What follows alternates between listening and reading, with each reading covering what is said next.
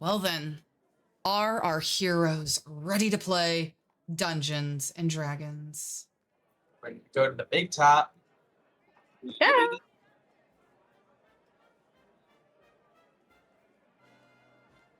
All right. Previously on the Wild Beyond the Witchlight. So, when we last saw our heroes, they were running around getting into all sorts of fun trouble. They first went to the Thunderdome, where they fought flumps, scary clowns, and clown-like gazers. Well, almost everyone. Cohera decided to hang back and, well, worked with some gnomes to practice a flash mob of sorts that occurred later on, while Cassian was receiving some very terrifying telepathic messages from the flumps within the Thunderdome cage.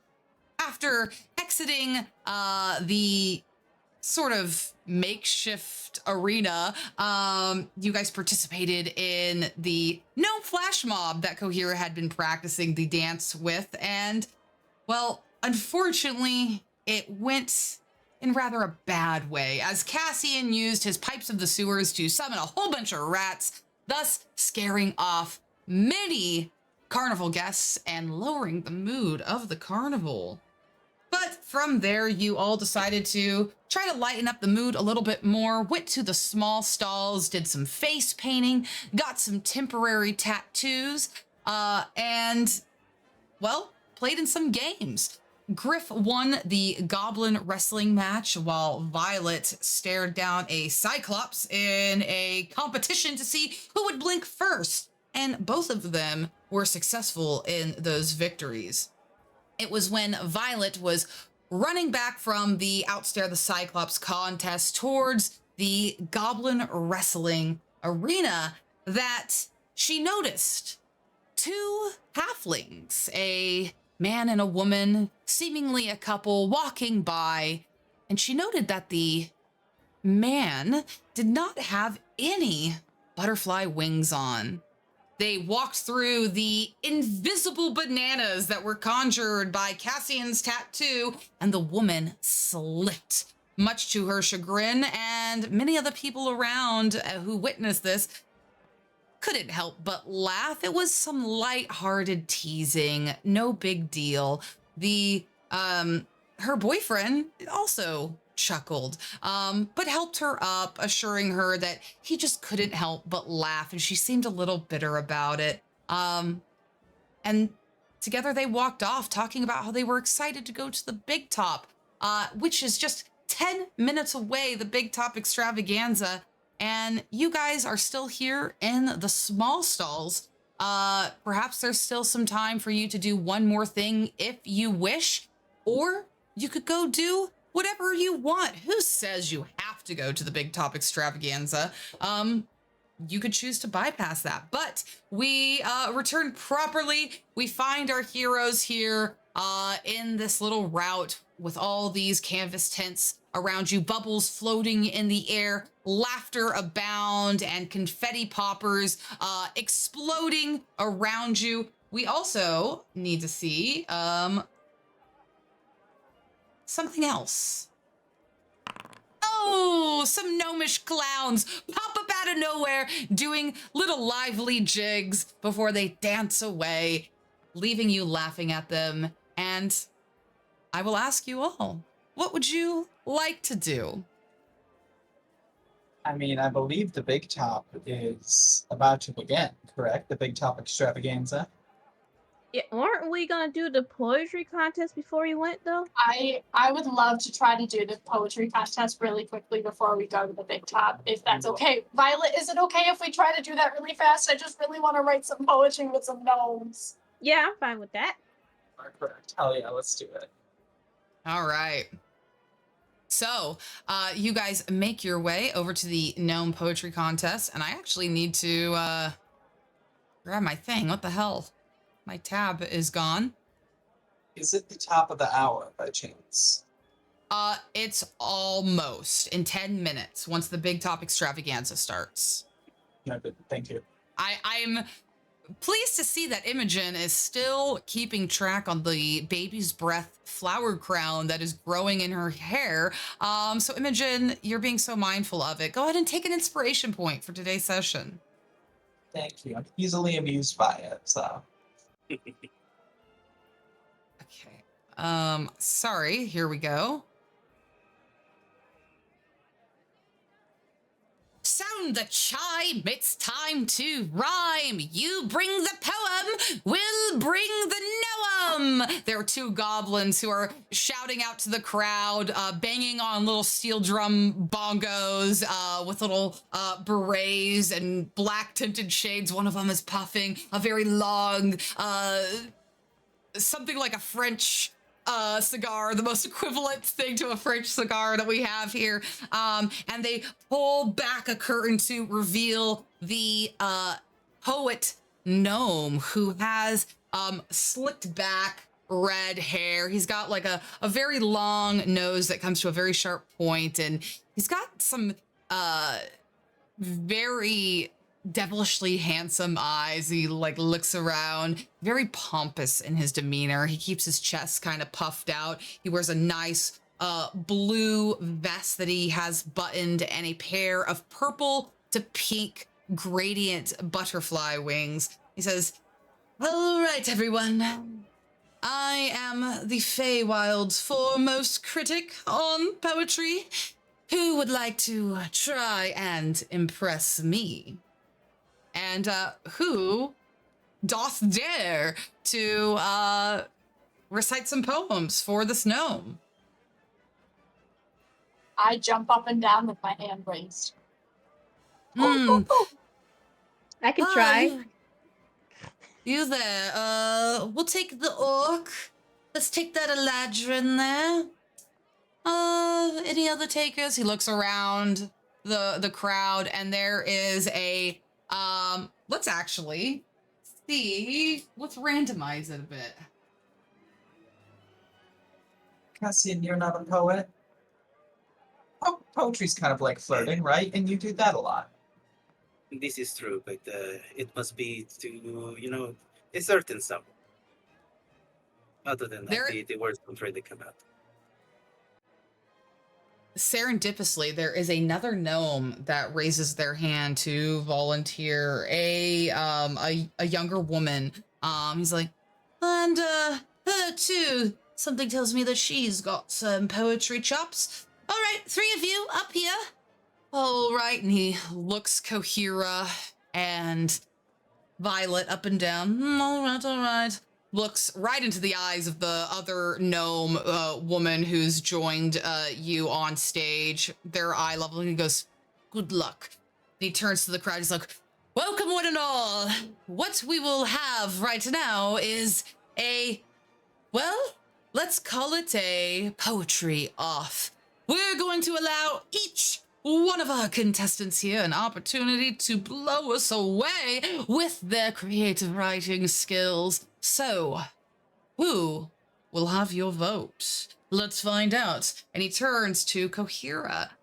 So Kohira, your goal here is going to be to outperform the other 2 contestants, Violet and the gnome woman, in this contest. So, doing so, you will need to make a DC 15 performance check to move on to the next round. However, if you have a poem to contribute here, you get advantage on this check if you have like a real poem to recite. So, what does Kohira do in this moment?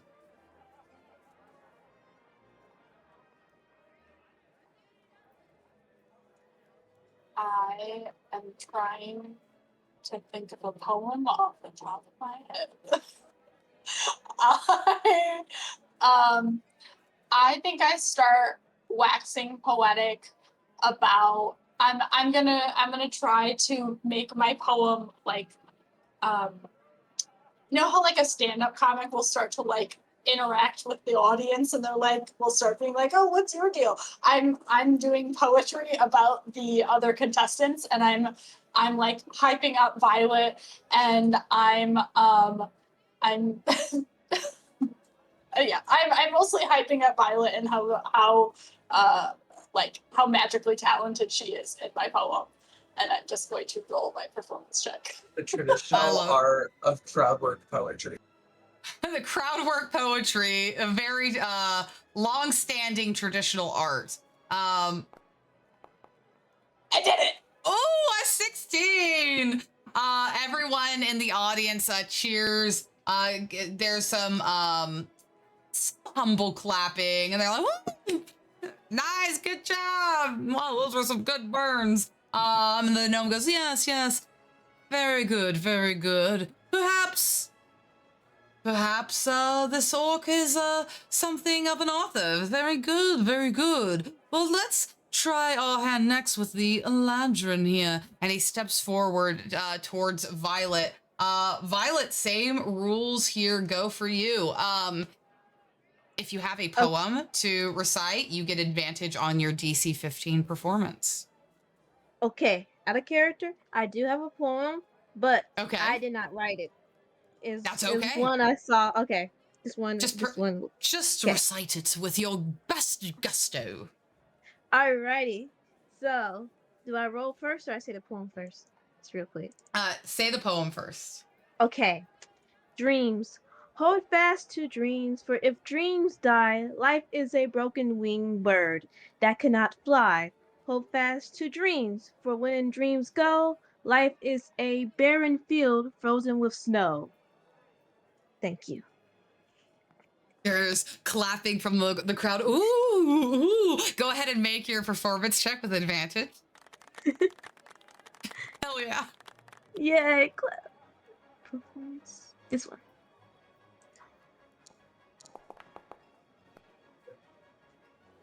Oh, all right. The gnome looks at you and smiles as you recite your poem. He goes, very good, very good. It seems that poetry seems to run in the blood of the Fae. And he steps forward once again towards the gnome woman who's kind of got like reddish hair, really long and stick straight, tucked back behind her ears. He goes, and what do you have for us today, miss? And she goes, there once was an old man with a beard who said, it's just as I feared.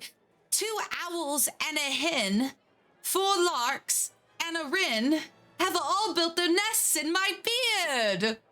And we're gonna see what she gets. Gotta say, I love her enthusiasm. Yeah.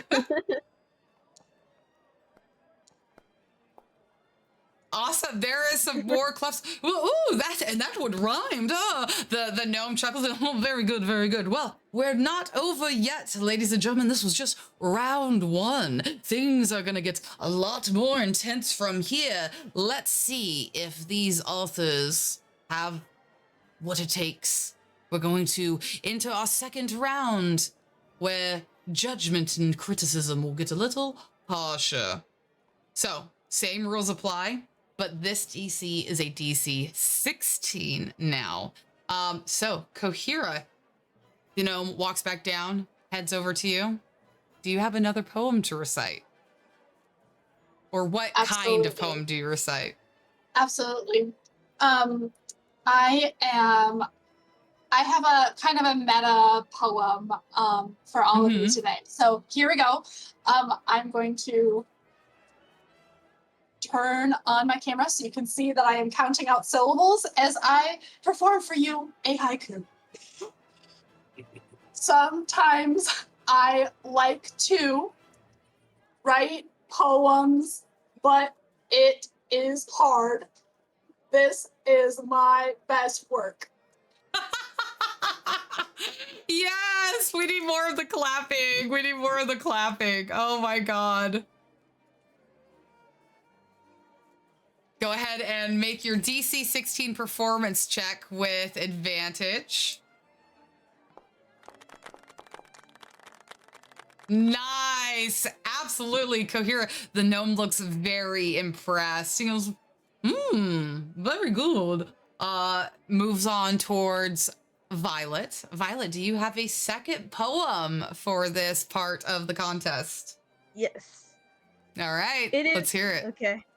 It is strange to long for slow days, filled with the quiet moments of joy. The world seems to be in a rush, but I choose to remain still. Thank you. Absolutely. Go ahead and make your check with advantage. I love all the golf claps that we're doing right For now. performance, right? Yep, it's performance. Hmm.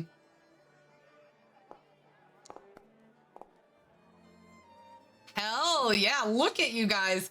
Fantastic. As the gnome moves on, all right, miss, what is your second poem? And he looks towards the lady gnome.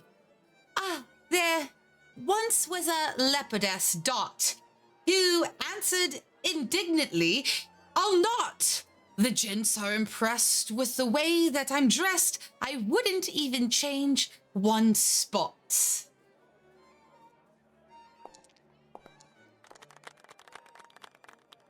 Ooh, there's some groans from the crowd, like, oh, rhyming again? That one didn't really feel like it came from the heart. This guy stinks! And someone throws their popcorn on the ground and walks away as they yell that. You go, ooh, rotten luck, miss. It seems that you have been voted out by our wonderful audience, but let's all give her a round of applause just for having the courage and the gusto to come up here and give it a shot. The people kind of, give... You guys are definitely... This poor woman... Just, no, it's wonderful. It's adding so many layers. I feel so bad for this woman. She, gets that anime look of, what have I done? And she very, sheepishly walks off the stage. He goes, well, it just comes down to this. Who will take it? Before we find out the winner of our third round, let's meet our finalists. And he turns to the orc. Miss, would you like to please introduce yourself? What is your name? And what is your favorite thing about poetry? And he puts a microphone in your face, Kohira. Kohira. My name is Griff, and my favorite thing about poetry is the way that I can support my friends. Oh, a starving artist. She's trying her best, ladies and gentlemen. It sounds like she might have a book of poems along the way. Very good, very good. And let's meet our other finalist. You, Miss Eladrin, what is your name and what is your favorite thing about poems? You may call me Violet, and I just love to have a moment. I'm scrolling. I did not mean to click it. I'm so sorry. Throw a tomato. Oh, my whole thought process is totally shot. Anyway, as I was saying, and I just enjoy writing different things. Oh, it seems that we have two potential bestsellers along the way. Who will be the winner of our contest? Let's find out. Miss Kohira, take it away with your final performance. Okay. This is a poem. Not many of you know this about me. Because my name is Griff, but my sorry. my That was GM. No. He would have said Griff, sorry. No, I'm not offended at all. I'm making a joke and was honestly I forgot that you called me the character's actual name.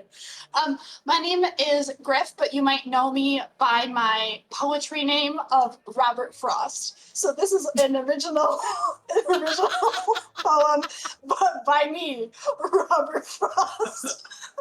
It's called The Road Not Taken. I'm only going to do a little bit of it because I don't, because it is 4 stanzas and who has the time? No one will ever escape this poem. We're just going to do just a little teaser so that you can buy my poetry book. Okay, here we go. And then you see me like doing a little like preparing myself as though I'm like in an acting troupe. I'm doing what Emma's doing right now. Two roads diverged in a yellow wood, and sorry I could not travel both and be one traveler long. I stood and looked down one as far as I could to where it bent into the undergrowth. Then took the other as just as fair and having perhaps the better claim because it was grassy and wanted wear, though as for that, the passing there had warned them really about the same. I said, ladies and gentlemen, I said I was going to give you one, but I gave you 2 stanzas. People gasp and are super impressed. The gnome looks at the crowd and goes, by Jove, she saved her best work for the very end. Better than burns, better than haikus. 2 roads diverged in a wood. Go ahead and give me a DC 17 performance check at advantage.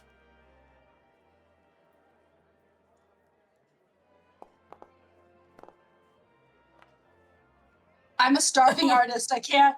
It's okay. I have to be starving for my art to be good. That makes sense. It seems that reception here for this one was not totally most well received, but I thought it was quite wonderful. But hang tight, you still might get a consolation prize. But first, let's find out if someone will take the grand prize. Miss Violet, take it away with your final poem. There is peaceful and there is wild, and I am both at the same time. Thank you. Encore!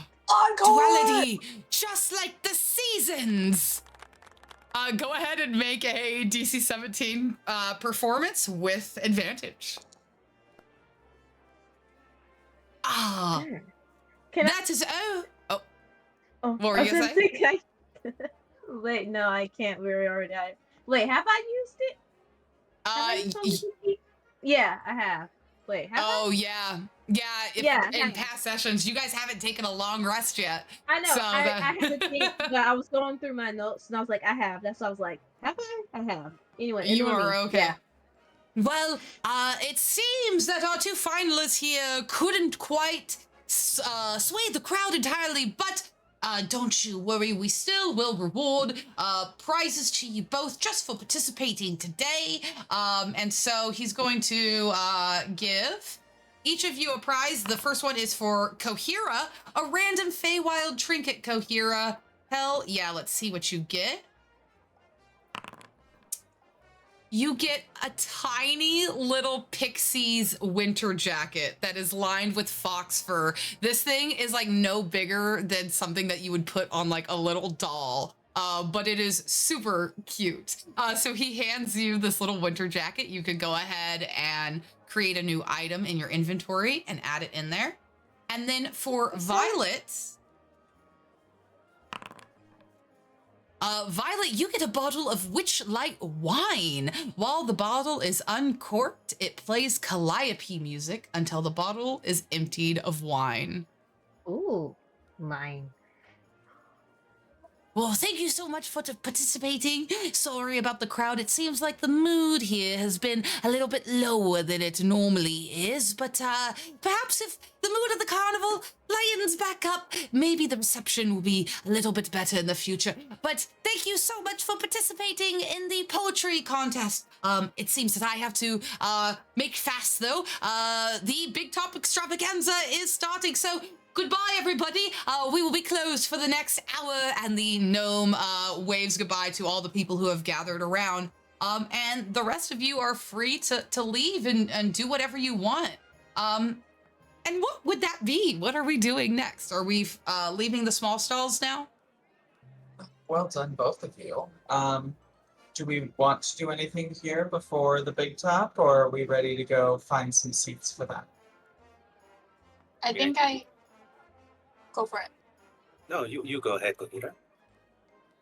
The one thing I want to do before we head out is I want to find the other contestant and like shake her hand and be like, your art was amazing. I just want to basically be like try to be a good sport before we leave.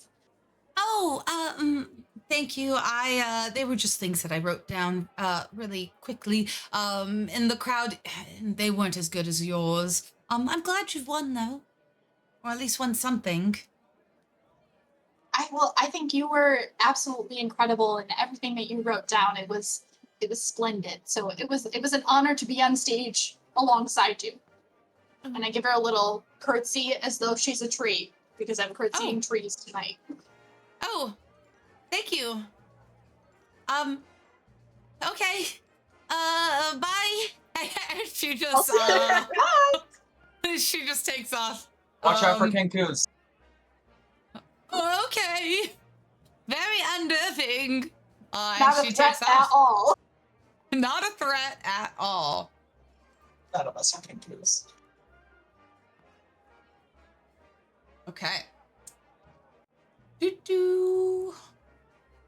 All right, we have completed the small stalls, and we are moving the time tracker up to the Big Top Extravaganza. What would you guys like to do at this point? It is now midnight. It is the top of the hour, Imogen. Just I so was you going know. to say, if we're moving it forward, I will officially uncork my holy water and pour just a little bit more. I'm trying to really not have to use a whole lot of holy water, but as long as it's enough to keep the plant happy. Yeah, totally. You are putting little splashes of water in your hair, which kind of helps keeps the little frizz, the flyaways down. But you also feel the roots of the flower crown like moving happily in your hair as they get watered. They kind of like tighten and lift up the roots of your own hair, giving you a little extra volume. But it doesn't hurt, and they seem happy. Their little baby's breath wave up towards the midnight moon, and you guys are free to do whatever you want. Well, I really do not want to miss the big top, and I know, Violet, you want to see your friends who are performing, correct? I mean, I guess I can see them, yeah. Okay. Are you guys down to head that way and get good seats? Yeah, let's go. I don't want to be in the back row. I want to be able to see. While we walk over there, am I able to keep an eye out for the Kenku if I see him again? For the Absolutely. indigo float? Oh, yeah. Yeah. I'll do the same. Yeah. You guys can all make perception checks as you move towards the big top. Do you want them flat or at disadvantage? Just make them flat. Cool. Am I still poisoned? Yep. I don't see shit. I got a dirty 0. I got a 16. Oh, 0.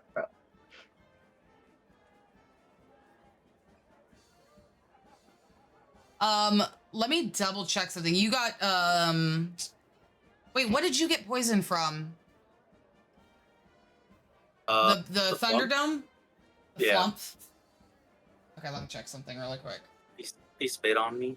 I got the He's good suits on you. keep you safe. The red suits we wear. That protected some of the damage and gave you temporary hit points. Let me just double check here with the Flump.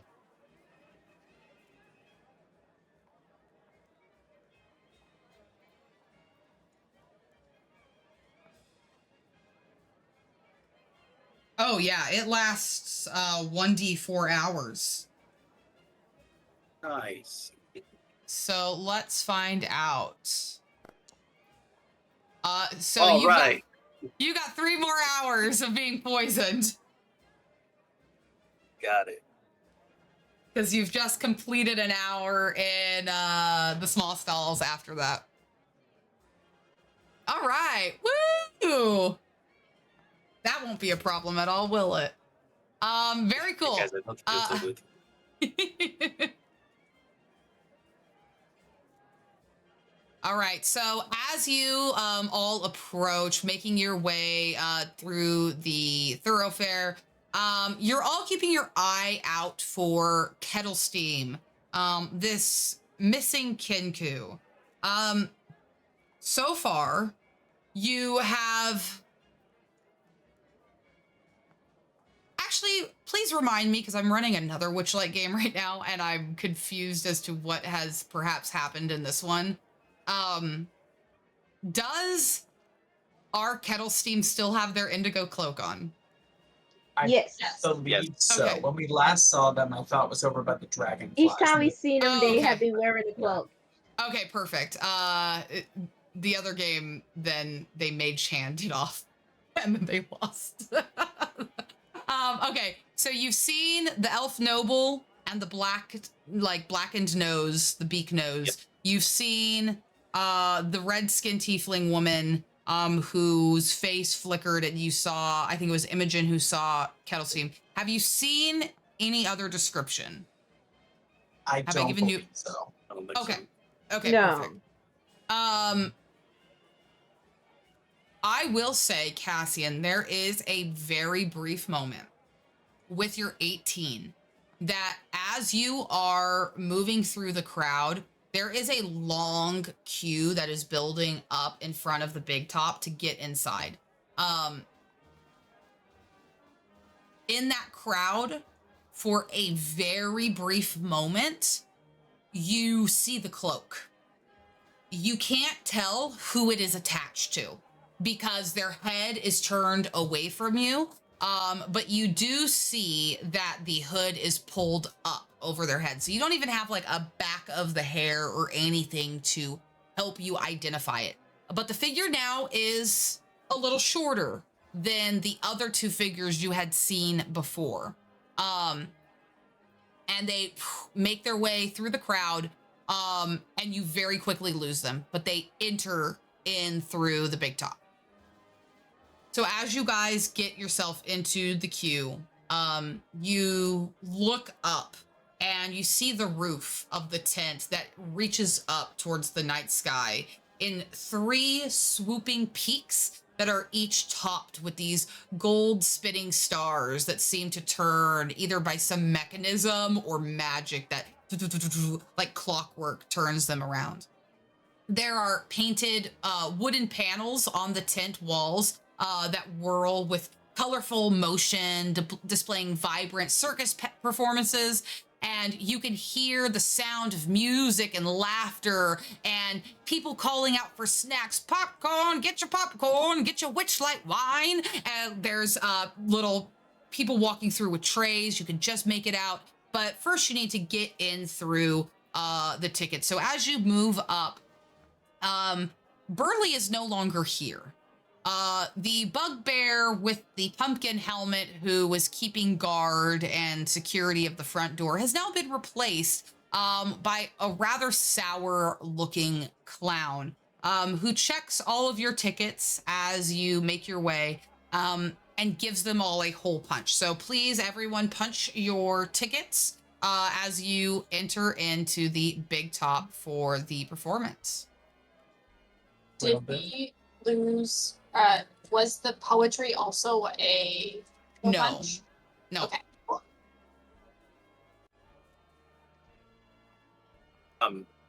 As we get our tickets punched, I'd like to just take a moment to talk to the clown if possible. Yes, and as you do, as you walk up, this is actually Thaco the clown, who you met earlier, who escorted the little girls who were hiding in the big top tent to Duralogan to meet up with the other boys. And so this is the clown that you met over there at Lost Property.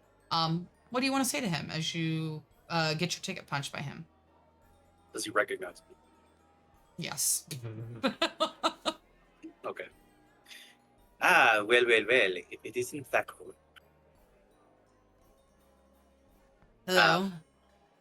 Sir, do you perhaps know where our good friend Burley is at? He's getting ready For what? for the extravaganza. Oh, He he's takes part a of the show. puff. Yeah, of course he's a part of the show. He's the man who does the great feats of strength. Oh, damn, I didn't know that. Okay, well, I will let you know, Taco. What is your security clearance level? I don't need to tell you that. Fair. I believe I caught small sight of our or a Kenku friend, perhaps, or at least the cloak. Wait a minute, may you're be- friends with that Kinku? No, it was just the figure of speech. You know, I don't really know you. And last time I spoke to you, you were yelling at me. So, what is it that you got to tell me? Or do you just want to go inside and find your seat? I'm telling you that that Kenku is perhaps inside here in the extravaganza. So I mean, Well, I didn't see a Kinku come in. well, of course you wouldn't have seen them. They disguised themselves. All right, of course they did. They disguised themselves. Why wouldn't they? You know, that's what I would do if I was trying to break into places. You don't have much experience with Fey nonsense, do you? No, but I do have a lot of experience with breaking into things, and I mean, he did a pretty good job if he's in here. His face, his eyebrows like lift as you say. He's like, "You do, huh?" Okay, what'd you say your name was? Don't. Grief. Griff? Well, Griff, I'm sorry, I cannot say that. I am the Great Cassian. I feel like Griff would just be like standing behind you guys and would just look at Cassie. or Meg. Or Meg, not even here twice. We used Griff's name. Twice used. Is it we could just like drag him off or something else? All right, well, the Great Cassian, I think it's time for you to go find your seat. Hey, you lot, and he points to Kohira and Imogen and Violet. Look, this your friend? Can you, drag his ass to a seat or something? I got more tickets to check. Yeah, I'll babysit. Yeah, we can do that. But All I'm right, trying to tell him that that one guy could be here. Oh, please. Or Yeah, lady, I get Please Cassian a please be sisterly quiet. slap on the back of the head and pull him by the hand into the tent. How is this justice? And You're letting And- criminals run. Bacco just Oh. dogs you, takes a long drag off of his bubble pipe, exhales bubbles in your face. Like disrespectfully, okay? Like when someone disrespectfully blows smoke in someone's face, but it's just a whole bunch of bubbles that hit your face paint, Cassian, and Imogen pulls you away. All right, let's go get our seats. Yep, come on. Let's. All right. So you guys make your way into the big top. And it is a gorgeous stadium with three sections for seating with tiered benches that curve around a big stage where a giant curtain hangs in the back, and there's all these lights and things as people are making their way, finding their seats. Witchlight hands are playing usher and escorting people to where they want to go. Cassian, I see your hand is up in the VTT. You have a question? Would it be possible? Feel free to say no, but like, as we're making our way to our seats, and assuming they're not holding me anymore, can I try to sneak to essentially kind of like stealth myself so I can keep an eye out to see if I see that cloak within the crowd? So I've got to say no to what you just said, only because of the way in which you said it. Sneaking has nothing to do with perceiving the cloak. So what are you trying to do?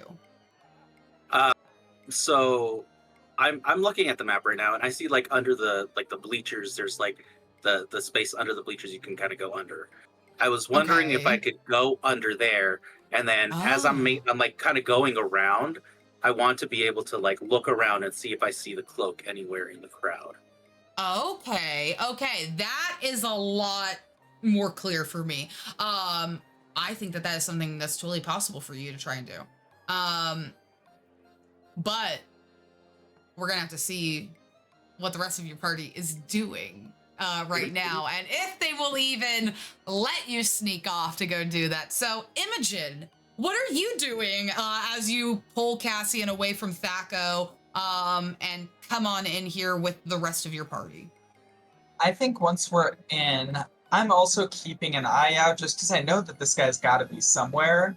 I don't think I'm pulling Cassian. I'd be very down to roll an opposed perception and stealth to see if he's able to sneak away without me catching him trying to do something stupid. Okay, we will get to that in just a moment. Is there anything in as you enter that you immediately try to do? No, other than having my eyes peeled and being very excited for the show because I'm very easily amused tonight for some reason. That's it.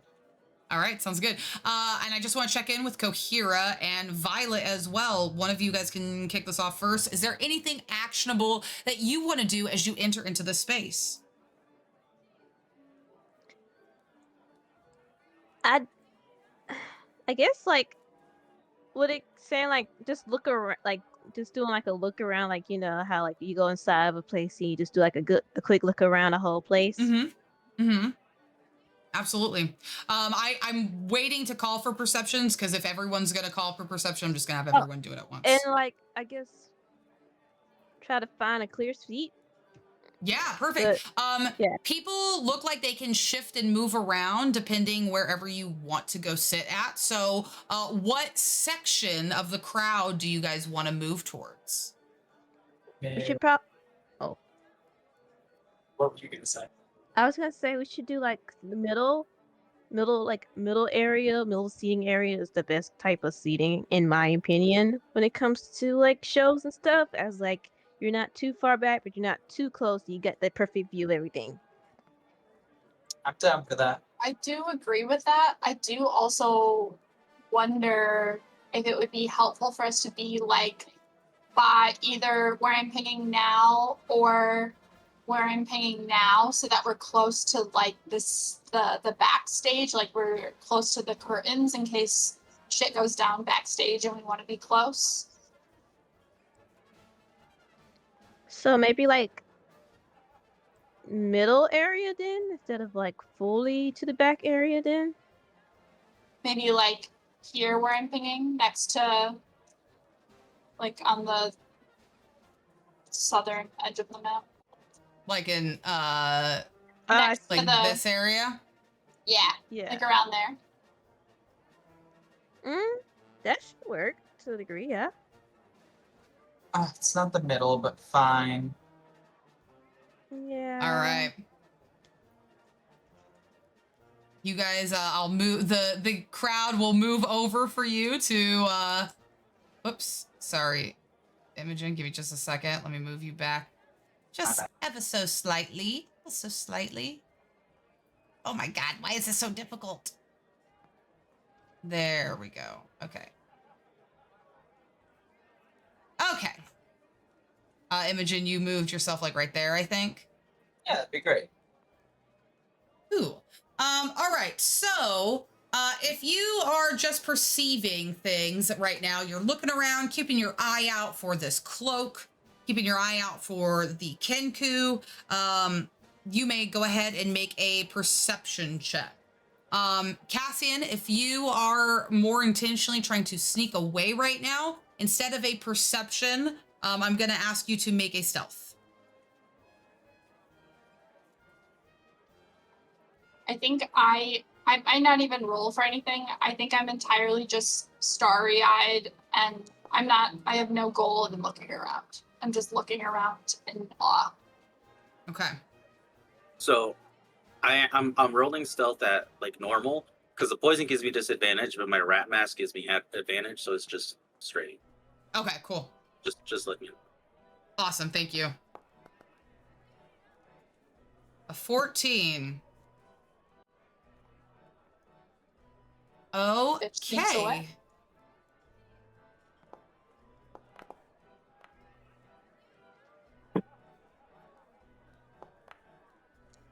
Wow. Oh shit, I don't have stats for Thaco. I'm gonna allow Thaco to roll same witch-like hand stats. I'm gonna do it at advantage though.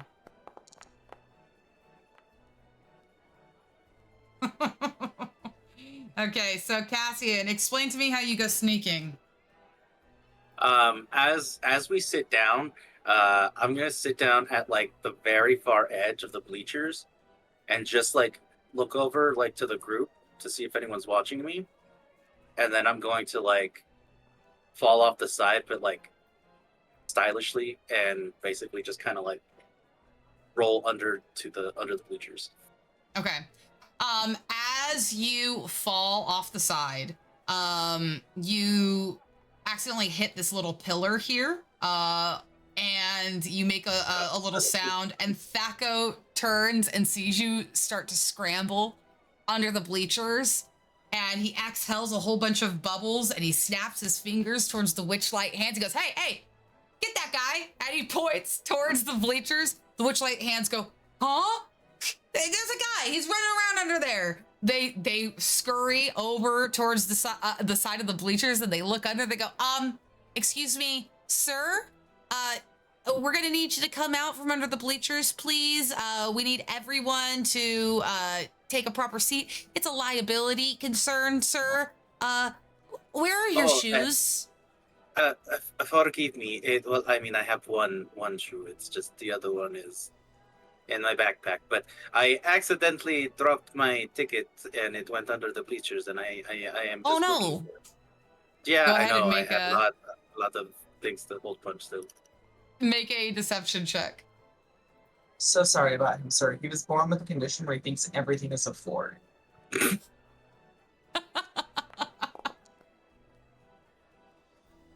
Huh. Right. You got your ticket now, though, right? I see it right there in your hand.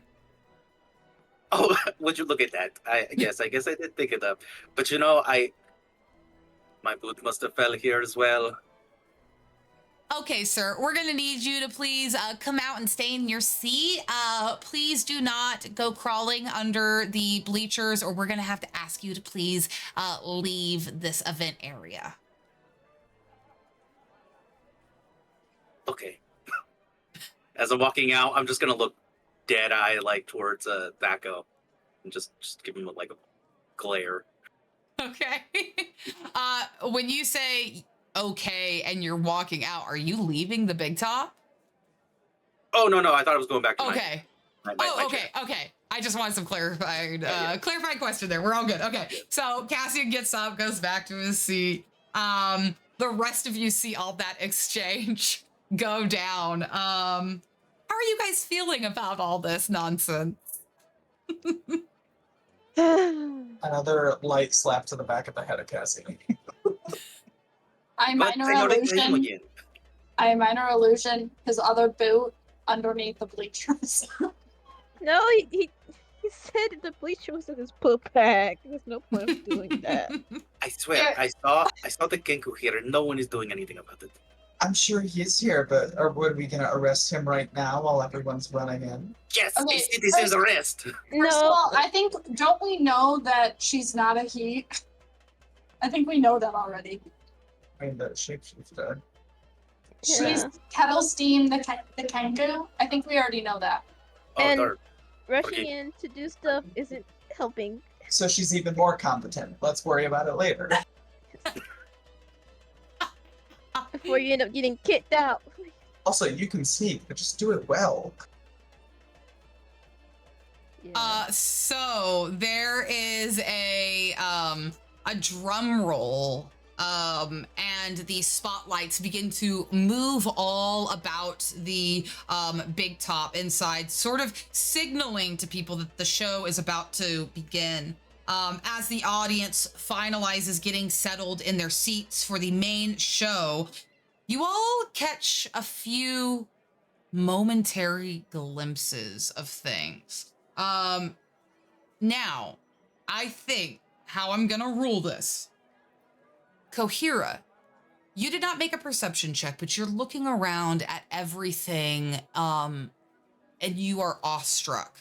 As you look up towards the roof and the divots created by the three spokes of the canvas top, you notice a flicker across the ceiling. And as you look up, you catch a momentary sight of a girl made of shadow hanging from the ceiling before she disappears. Violet, you are near the edge of the bleachers. And so as you turn and look at Cassian and look at Thaco, glancing your eyes across the rest of the room, you see underneath the middle bleachers, two big eyes peeking out in the darkness with a big bulbous throat, as one of the frog creatures you saw at Madrick's cottage looks out underneath the bleachers and then disappears just as quickly as you had seen him. Imogen, since you rolled the highest on perception, you see directly across from you on the other side of the stage is a very familiar gray-skinned girl wearing a pig mask. A witch-like hand walks by in front of her, and when it passes, she's gone. God, I don't like kids. Okay. Oh, Lord. Guys, I saw a ghost girl again. The drums continue to roll, and the spotlights meet on the center stage as the big purple curtain pulls back, and out walks a man, something of an elf who has this sort of pale gray skin, face painted with red makeup, wearing sort of a jester mask and a white and red diamond sort of jumpsuit.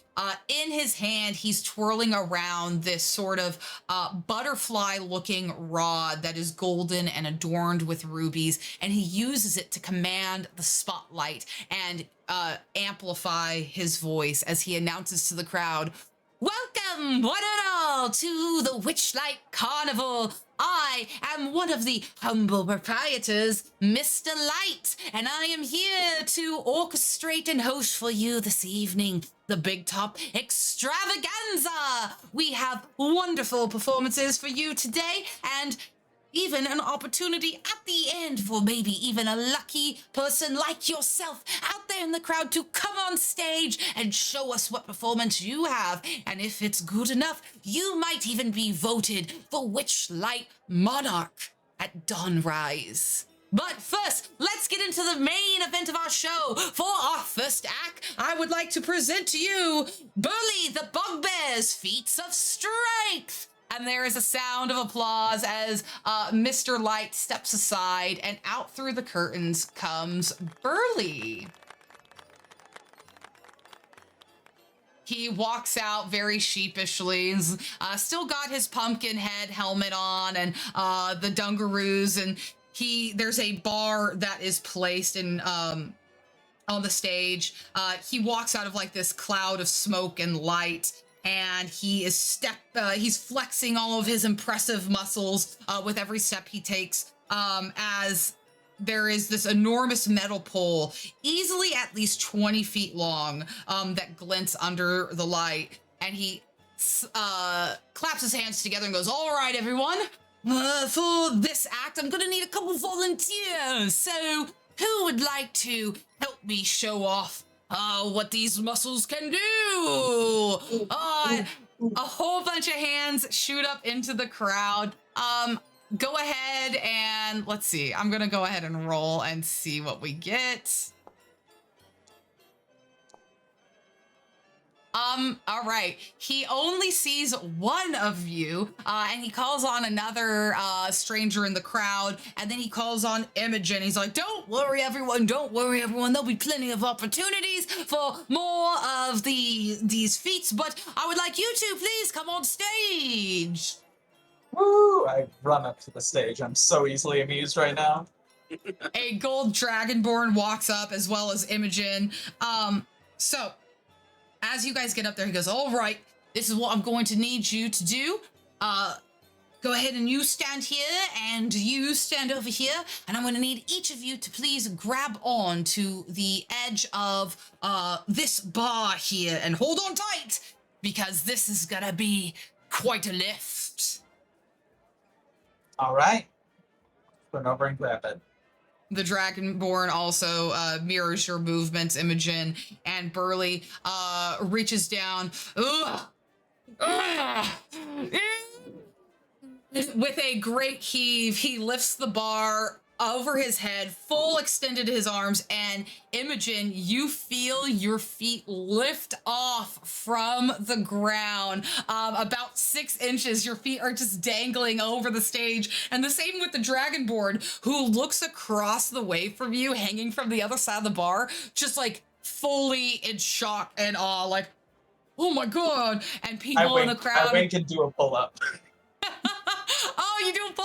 Hell yeah. You know what? Damn, that's such a good thing. Go ahead and give me an athletics check. All right, watch me just absolutely float.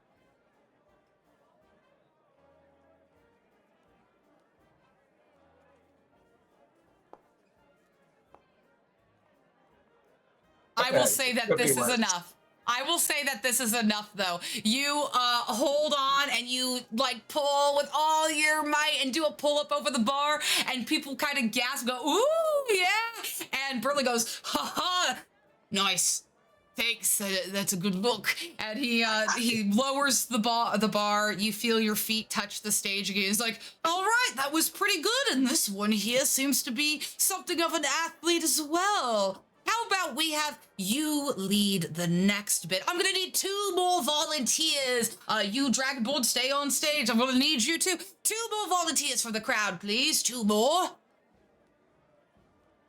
Let's have you, and let's have you." And he points to Cassian, who had his hand raised prior. I'm gonna just call on you and let you come up this time. There are 2 little witchlight hand goblins that come out with a 50-foot hempen rope, and they lay it on the ground, but there are knots tied into the rope. He's like, "All right, everyone, I'm gonna need you to get in a line. You, miss, I want you to lead it, and the rest of you line up, take an end of that rope. We're gonna have a little game of tug of war." So the way this is going to work is that all 4 of you are going to be competing in a tug of war match with Burley. We've got, let's get this other commenter up there. So we're going to start from forwards to back. We're going to do athletics checks, okay? If the 3 people in the back, the 2 NPCs and Cassian, succeed on their athletics check, Imogen, you are not only going to get advantage, but you're going to get a +1 to the roll for each success. Okay, so you're getting advantage by default because you're having help here. But if everyone succeeds, you're going to get an additional +1. Starting with the carnival guest in the back. These are just DC 10 athletics for these guests in the back. Awesome. Cassian, go ahead and give me a DC 10.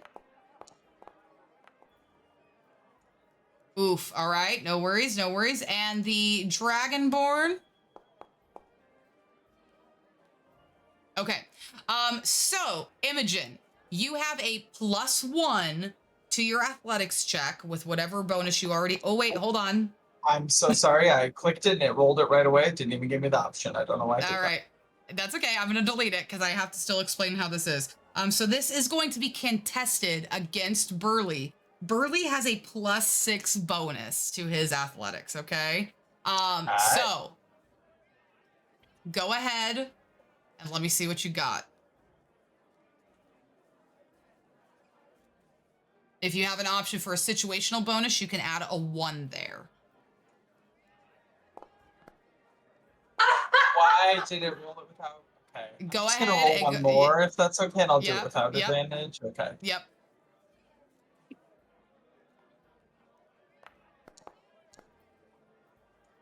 Lovely. Let's go. Let's hear it, people. Let's go. That was with.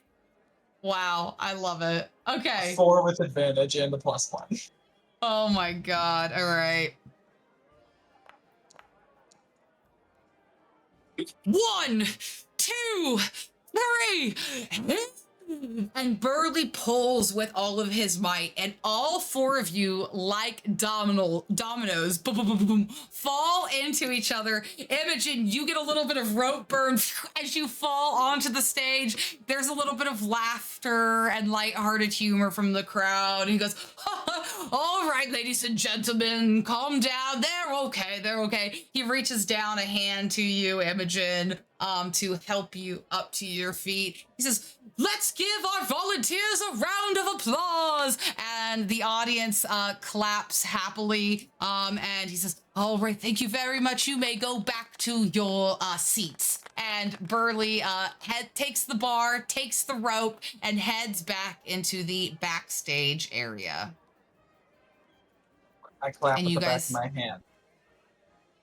And you guys can return to your seats. Mr. Light takes the spotlight again. He says, all right, everybody. Well, next up, you may have heard her. You may have heard of her, and you may have heard her beautiful, enchanting voice. For our second act, I'd like to introduce Palasha, the mermaid, and her beautiful serenade. And as he steps off to the side, two of the Witchlight hands wheel out Palasha, the mermaid, who comes out in a giant glass bowl. It's not just a glass bowl, it's a bowl that is held within a giant clamshell that's like on this sort of trolley with squeaky wheels, that is brought out as the lights go down. The lid slowly begins to open in complete silence to an unearthly and beautiful voice that begins to sing from within. And suddenly you can see her in all of her form, Palasha the mermaid, who is singing in Aquan, a language that sounds like it's being sung underwater, even though you're sitting on dry land. Bubbles of water begin to float in the air around her, causing the lights of the tent to shimmer and ripple. And as she sings, Witchlight hands move throughout the audience area to hand out kites. There's a whole bunch of sea creature kites that they are handing out that seem to swim through the air as people hold their string. So what I'd like everyone to do is please roll a d8 for me.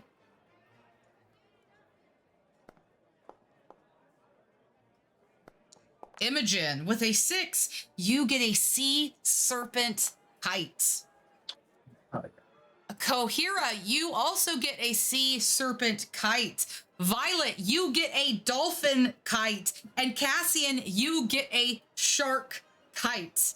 So as these kites are handed out to you, you can go ahead and add them into your inventory. But they all move. Please describe for me how you are playing with your kite to add to this performance as all of these sea creatures sort of swim through the air. And as you describe what you're doing with your kite, go ahead and make a performance check, and let's see if you help amplify Palasha's performance.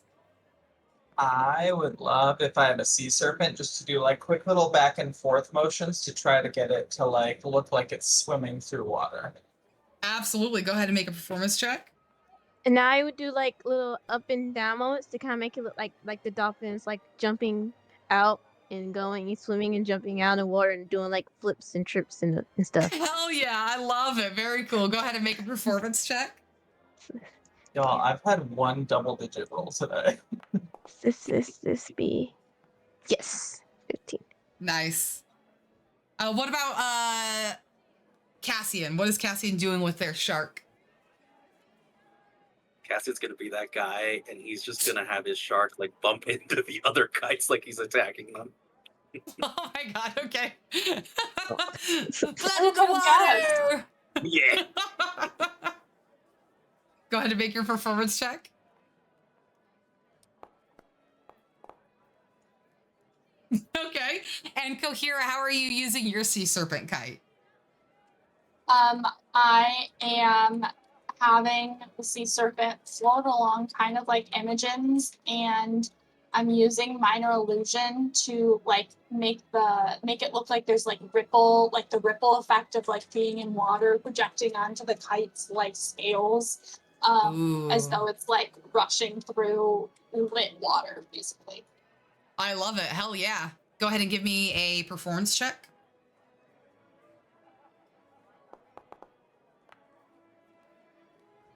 Nice. Okay, so overall, you guys did better than you thought. And all of these kites flying through the air, there's a whole bunch of laughter and joy, and the bubbles of water that are created surrounding Palasha kind of like fly out and add to this whole effect of the performance. And she ends on a very beautiful crescendo, and all the water like splashes down theatrically, but the kites never sink. There's some sort of magical effect that keeps them floating up, but they very gently kind of like recoil themselves into their string and fold themselves up neatly. And after the performance is over, Palasha gestures to all the puppeteers who have assisted for a round of applause, and everyone claps for each other in the crowd. Now, when the kites are folded back up, not only do you get to keep them as souvenirs, but you notice that there is a mermaid scale connected to each one of them. A little favor of sorts, a gift from Palasha. Each of these mermaid scales allow one use of the Shape Water cantrip. The goblins come back and wheel Palasha back behind stage. And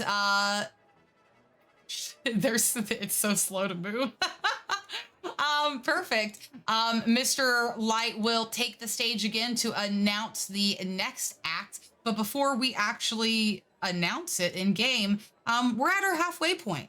So let's go ahead and take our 10-minute break, and then we'll come back to see what's next in the show. Sounds good to me. Yep. Sorry, can I ask a quick question? Yeah, of course. Is the Shape Water just a one and done? Or It's is one it and done. One and done, okay. Yep. Most of the little trinkets and things at the Witchlight Carnival that you're getting are going to be a one use only, and then they're used up.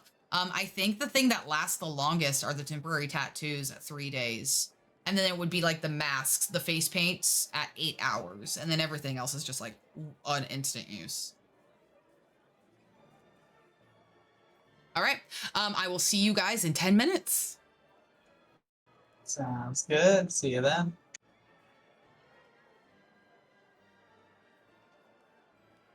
What level spell is Shape Water?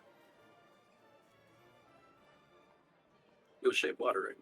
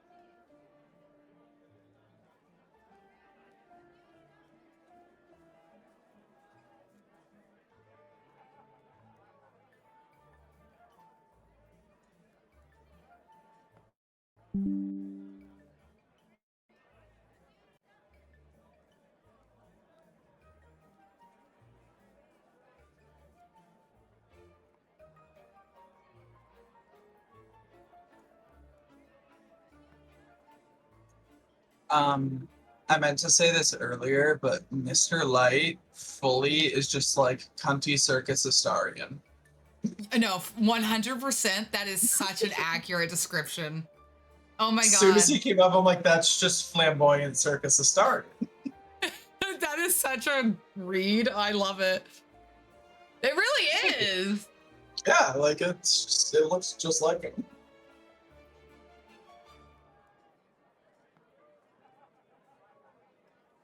This is Astarian if he liked the circus. Yeah, Astarian if he enjoyed going to see Dribbles the Clown. Yeah, exactly. Oh, I want to play Act 3 specifically. Go to the circus again. Honestly, I have a playthrough. I feel like that's close to. Oh, actually, my Karlak playthrough is inaccurate now. I should do my Karlak playthrough later and go to the circus. Yeah.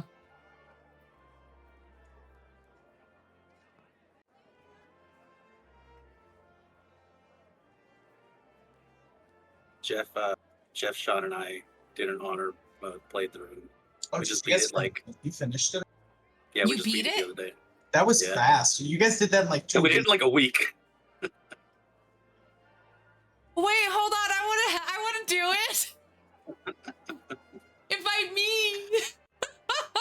I want the gold dice, damn it. Did you get the gold dice? You did, right? Yeah. What gold dice? God damn it.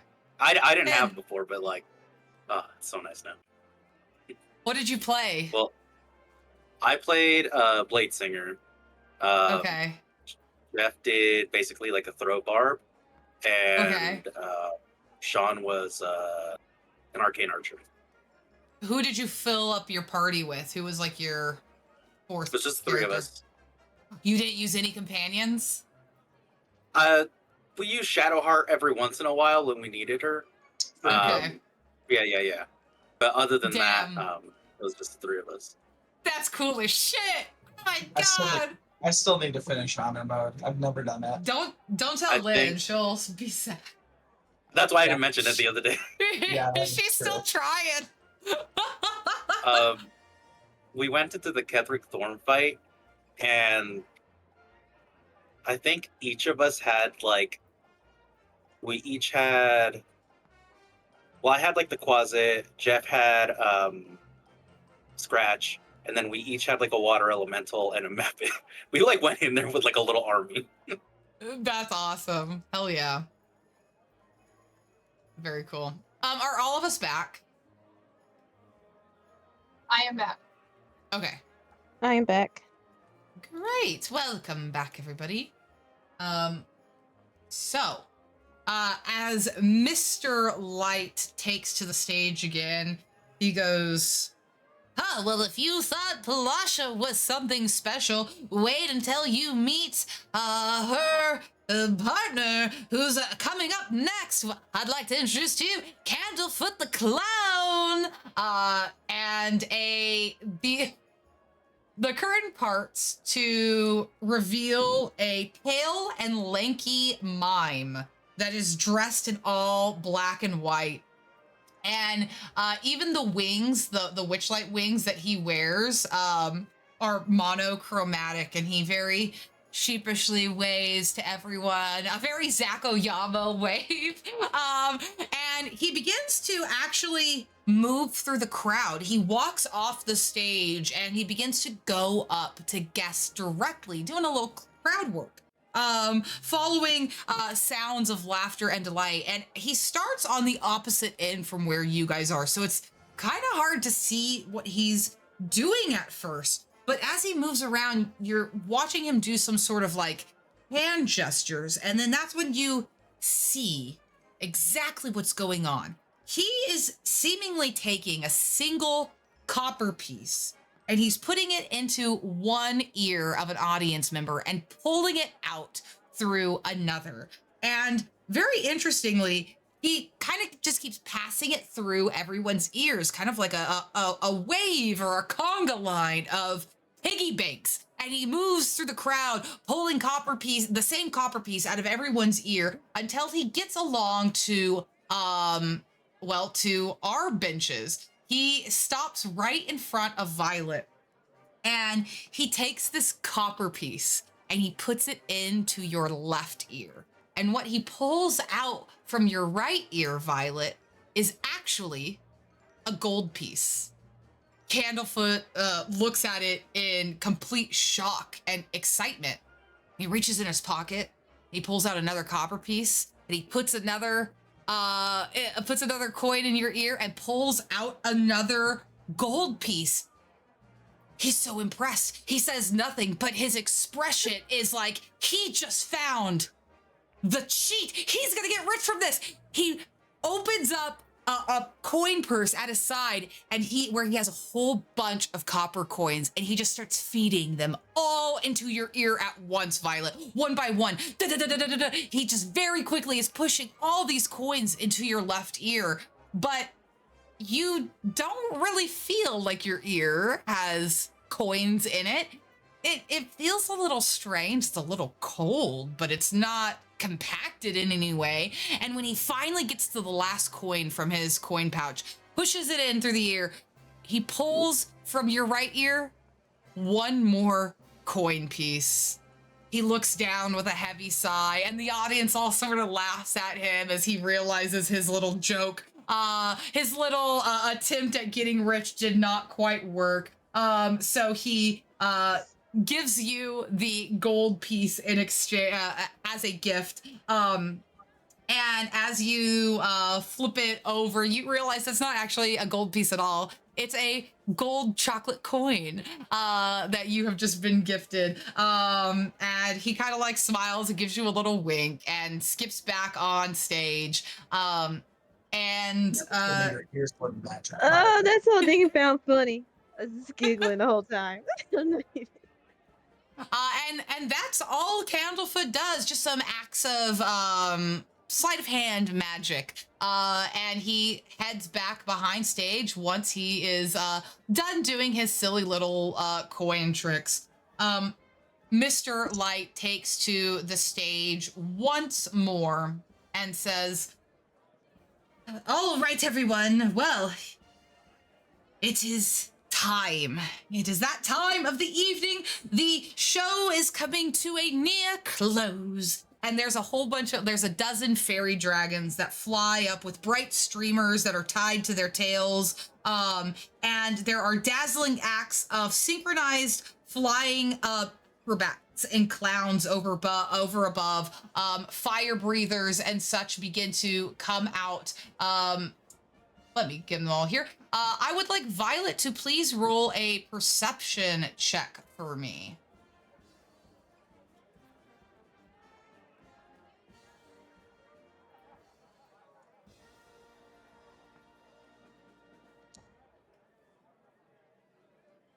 Awesome. Okay. With that, you're looking around at the acrobats and the other circus performers on stage right now. You're looking up at the trapeze and all the gymnast equipment above. And while there are acrobats, you don't see Gleam or Glister, your old friends. In fact, they don't even seem to be here at all. You don't know where they could be, but the show continues on. The slender and colorful Mr. Light brandishes his scepter high above his head and calls out to the crowd, inviting anyone from the audience on stage to perform for the crowd for an opportunity to become the Witchlight Monarch. Come on and join us in our extravaganza finale. And as he does, there are several giggling children that run up immediately to start dancing. Some of them fall over. A few teenagers maybe on a dare go up. There is that halfling couple that the girlfriend slipped on the bananas before. She gets brought up and she's dancing. What are you guys doing in all of this? I'm going up, and absolutely. Cassian will as well. All right. Imogen, on principle of not believing in aristocracy, will not.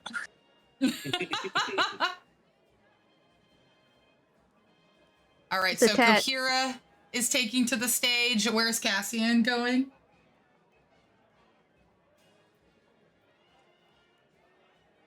Also to the stage. Okay. And Violet, what are you doing? I'm at the seat because it's a tad too crowded up there on that stage. Okay, that's absolutely fair. Okay, so as you guys go up on stage, Kohira, what is it that you are doing Not on the stage. to I'm at the. Sorry, I said the wrong thing. Not on the stage. I'm at my seat because it was too crowded on the stage. I realized I said this in this row. Oh, you're totally fine.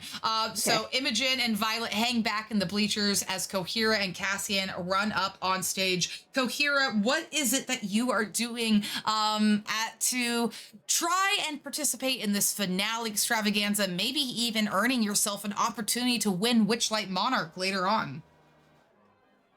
I think I am. So I have an idea that I would love to know if it's possible, and if not, totally fine, and I'll like focus on a specific part of it.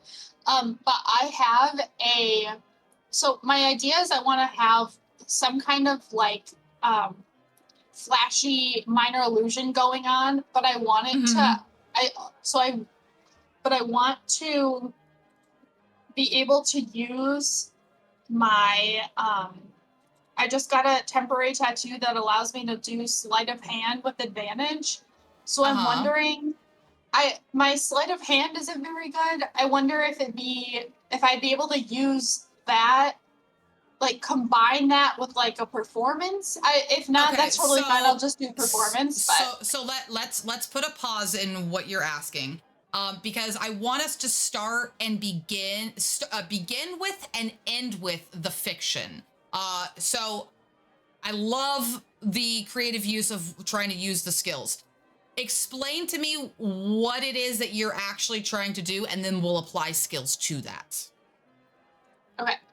I am trying to use minor illusion to cause to like basically to create a bunch of illusions to like awe the audience. So I think I'm flashing back between maybe a bunch of the different scenes that I've seen throughout the carnival. So I'm flashing different rides and things like that that merge into the cupcake eating contest that merges into like I'm almost like using it as like vignettes of different things that have happened throughout the carnival. And I imagine that it's very it's like a fluid type of thing between different scenes that we've had at the carnival. I love it. Absolutely. I think that is a great use of the spell. Go ahead and give me a performance check.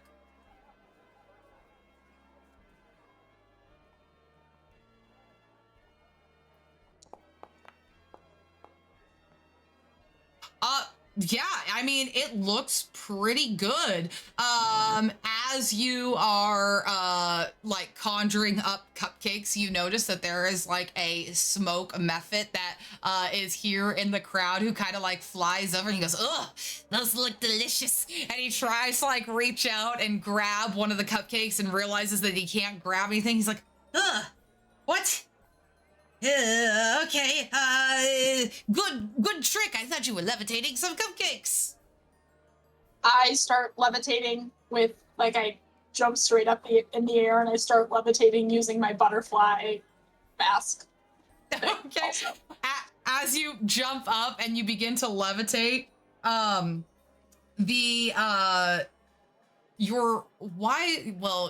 you haven't quite unlocked your wild magic yet, but there is a little bit of purple flicker of lightning energy underneath your feet and at your fingers and around the wings as you jump up.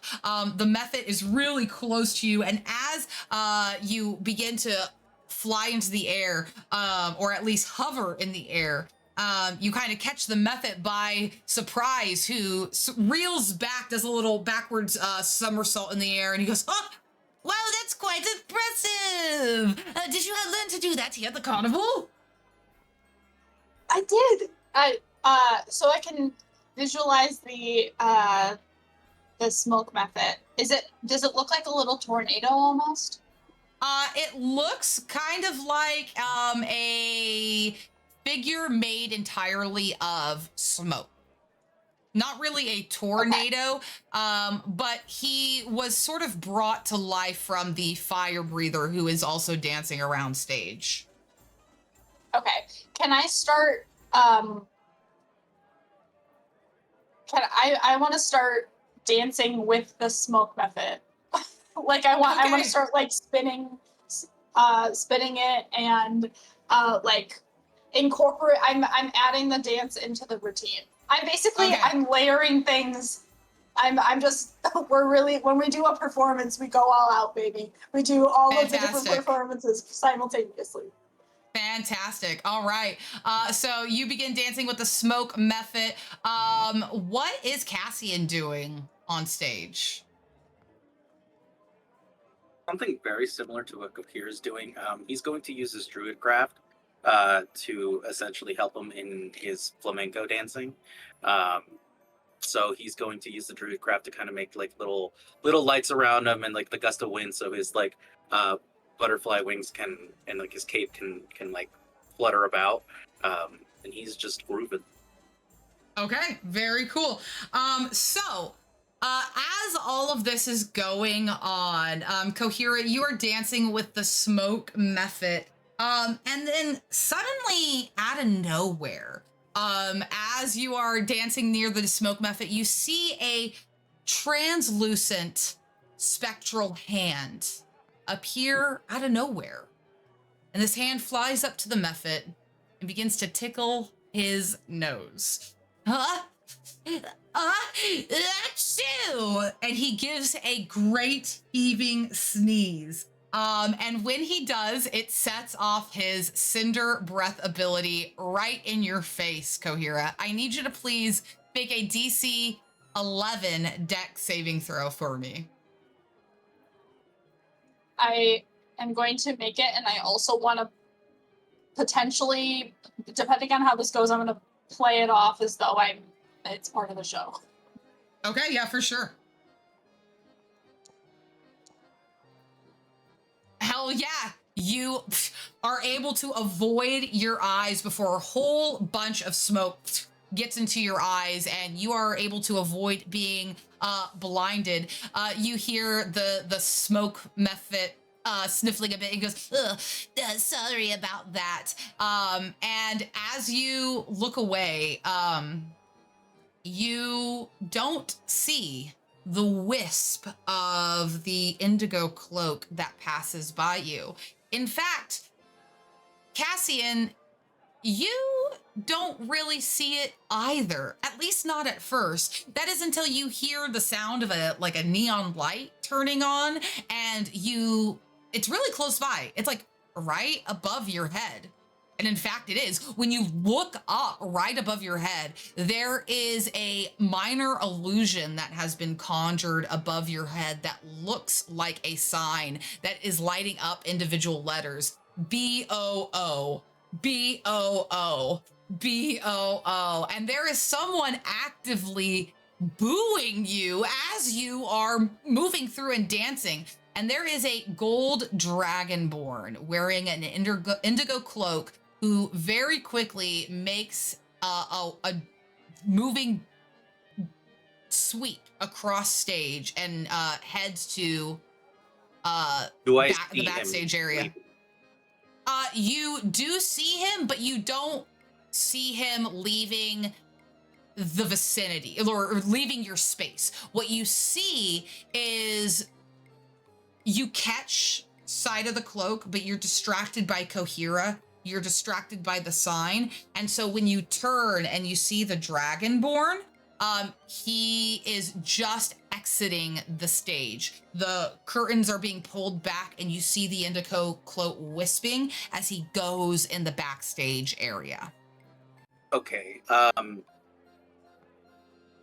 Would I have enough time as I see the indigo cloak and I see the dragonborn, even if it's just like for a little bit, would I be able to cast Hunter's Mark on? So remind me, does Hunter's Mark, what is the Hunter's Mark casting time? And it's instantaneous, right? And what, yes. It's just what verbal. are the, it's just verbal? Yeah, you can cast it. Yeah, it's a bonus action within 90 feet, one creature verbal. Okay, yeah, you can cast Hunter's Mark on him.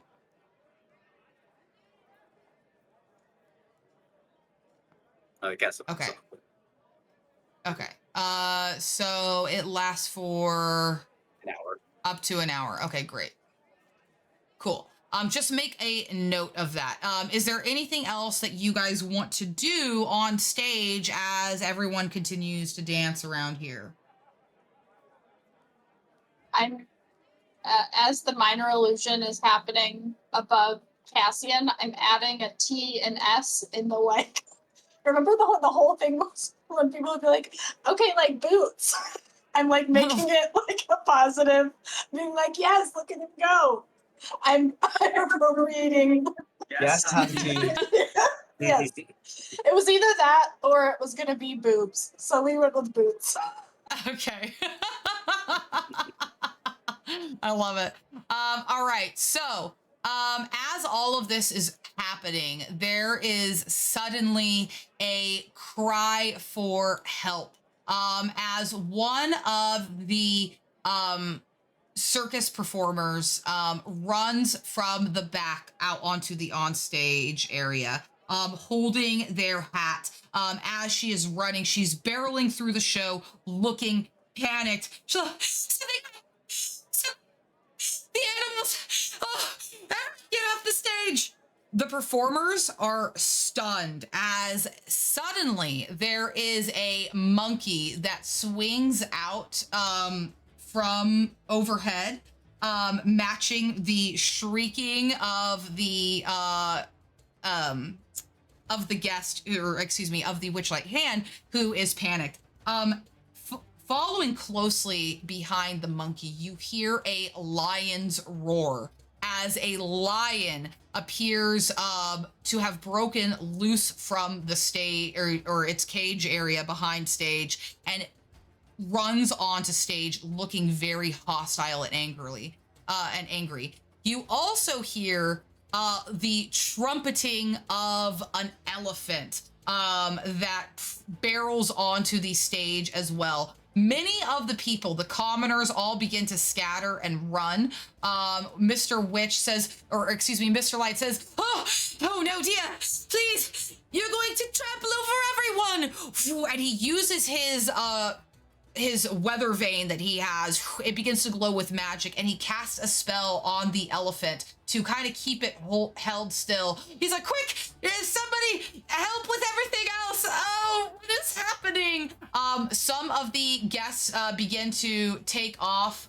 Where is my lion tamer? Here they are. Our lion tamer begins to try and move towards the lion as well. What I'm gonna need for well, this isn't the only thing that happens, okay? Because the curtains themselves, they don't close. They continue to pull back and open up, and now you can see what has startled these animals and have sent them going around the stage area in mass concern.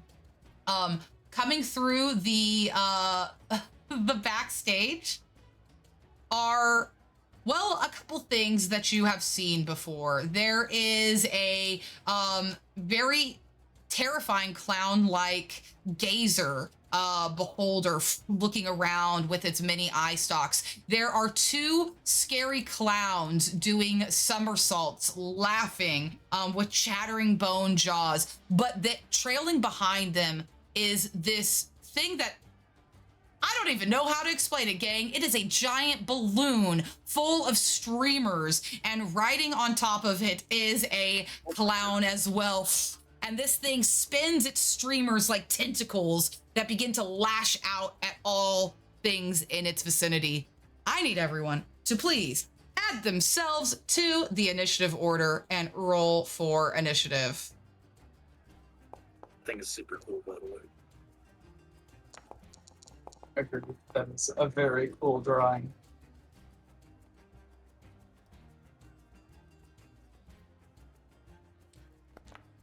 Yeah, my rolls do not be hot today.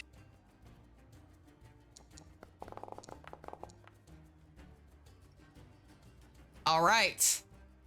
So we begin with the lion, who turns to its lion tamer, and it is not calming down. It is going to make 2 attacks against the tamer, but before it does, it lets out a vicious roar to try and scare the tamer off. But they have experience with this creature, so it doesn't affect them.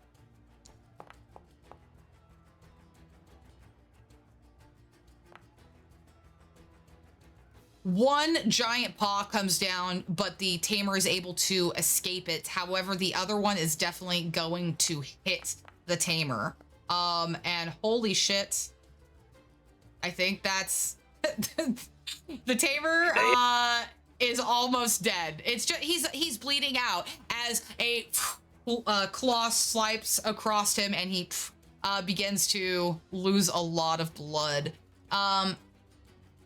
Next, we have a scary clown that begins to somersault around the stage, and he is going to attack the lion the elephant with his scepter, trying to cause more destruction or chaos, even though Mr. Light is trying to hold on to it.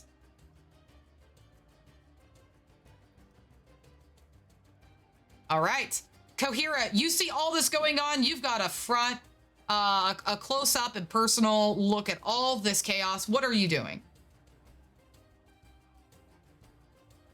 I am, as my bonus action, I start to, like, the air around my, body kind of gets shimmery. And I activate innate sorcery for my bonus action. Okay. And I am going to run up. Let's see how far I can get. I'm hoping for. Yeah, no, that's not. Okay. Let's see. Yeah, that needs to be from. I was thinking I was going to be able to get somewhere, but it doesn't look like I'm going to. So I will just, I will Sorceress Burst.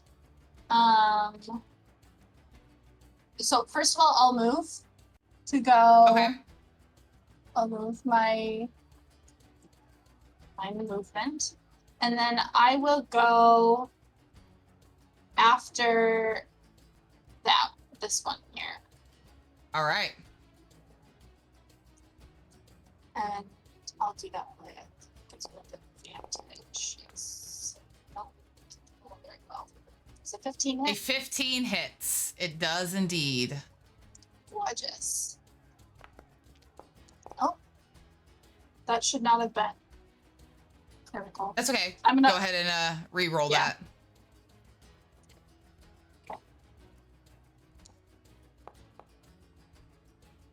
Nice. Okay. And I want it to be lightning damage. Absolutely. Great. You shock this creature, and it turns its many eye stalks towards you. Awesome.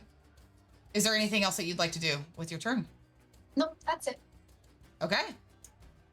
We come now to Cassian. Cassian, what is it that you are going to do? Cassian is going to skirt around the edge over here, about 30 feet. Does he get an opportunity attack from the lion? Huh? Does he get an opportunity attack from the lion? No. Okay, cool. And then He'll knock an arrow, and he's going to fire at this guy, the other permanent target. Oh, okay, cool. A 13 will hit. Yep.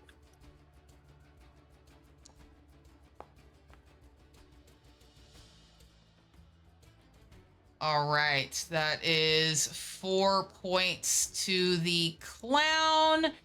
That is applied. All right. Anything else with your turn? That's it. Okay, great. So at the end of your turn, this great balloon, very lazily bobbing up and down, moves through the stage area, and it has quite a little speed here to it. I think it's gonna cover. I think it's actually gonna go about. I can't do it without not affecting people. All right.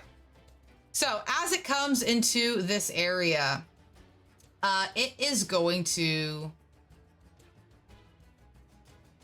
Yeah. It is going to make its 2 attacks with its ribbons.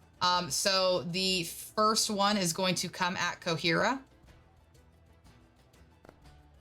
And that is a 17 to hit, or a 21 to hit.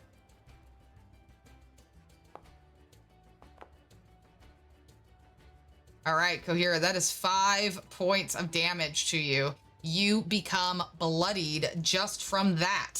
The next attack is coming towards Cassian. And that's gonna miss. Before the turn is in, he's going to step with the ribbons. There is a burst of confetti, ribbons and balloons, and he teleports to about right here. All right, that is going to be the end of his turn. Meanwhile, the gazer moves forward, eyes on Kohira, and it's gonna try and use its eye rays. So it shoots 2 of the following eyes from its rays here. So Kohira, both of these are coming towards you. 2 2s. So they're both going to be fear rays. Pew, pew. I need you to make 2 successive. Is that the right word? Excuse me. 2 back-to-back, repetitive, whatever. You're right. 2. Yeah, there we go. 2 wisdom saving throws, please. They're both DC 12. My specialty.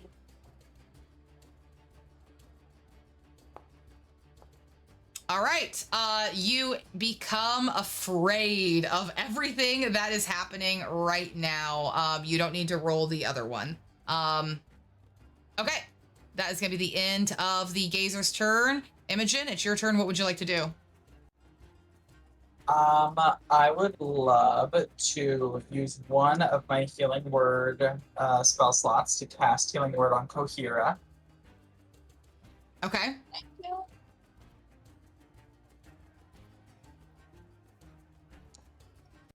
Oh, So that was hell like- yeah. Coherent, you get just 12 gave hit me points back. more than I have altogether.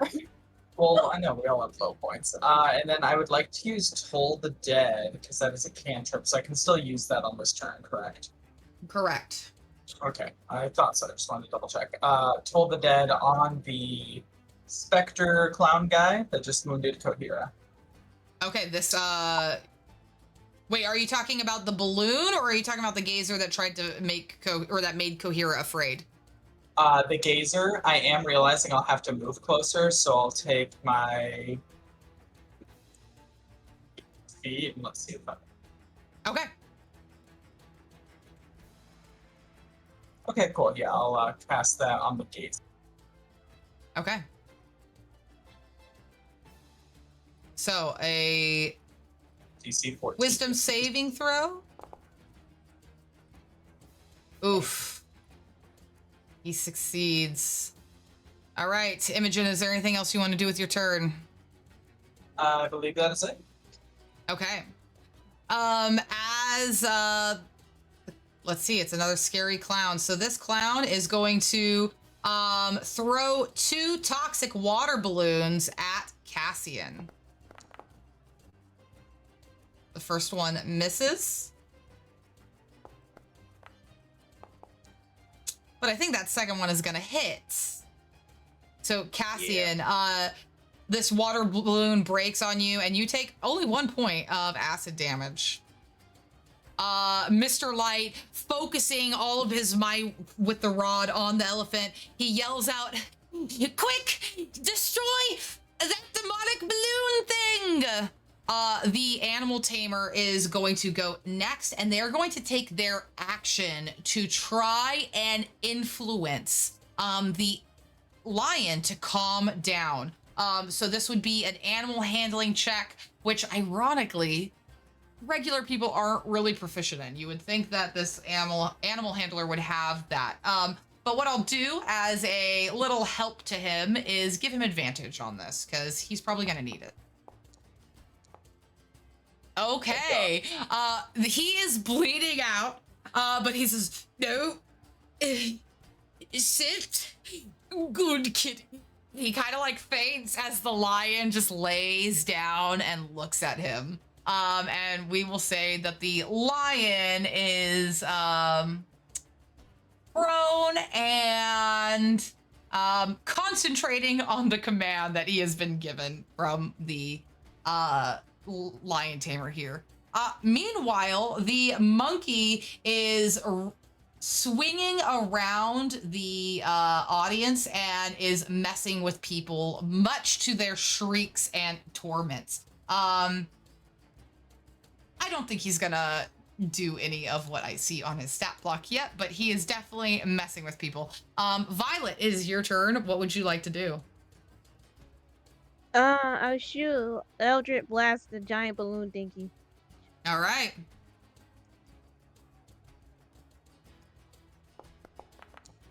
If it works. Yes. That does okay. work. Hell yeah.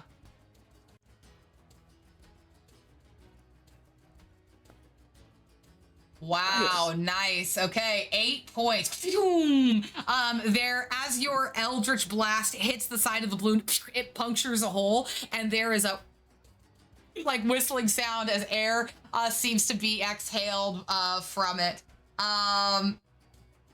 Very cool. Okay. Anything else with your turn, Violet? Do you want to move or anything? No, I like where I'm at. Yeah, I'm good. All right. At the top of the round, it is the lion's turn, who is focusing on the command from his trainer. So he's going to spend his turn following that order. Meanwhile, we have this clown in the back that is still trying to mess with Mr. Light's elephant that he is magically compelling to stay still. What am I looking at here? Oh, that will hit. Oh boy. Okay. So 3 points of damage to the elephant. The elephant rears up, and let's see if they stay. I guess that should be. That works. Whatever. Great, Kohira. It is your turn. What would you like to do? You are frightened, so you cannot move towards the gazer. Yes, I want to. Is there? So I know I would have disadvantage on things if it's within my line of sight. How would I get it out of my line of sight? You look away from it, or you move to a place where you can't see it. So, like, could I move here? So what it mean? I mean, I'm not going to attack it because I'm going to attack something else. Oh, okay. Well, then yeah. So don't worry about that. Then it's not applicable if you're going to attack something else. Cool. Okay, then I will just Sorcerer's Burst the balloon. Okay.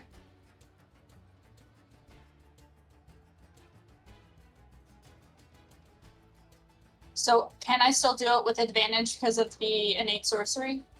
Yes, it's just the gazer that you're frightened of. Okay, cool.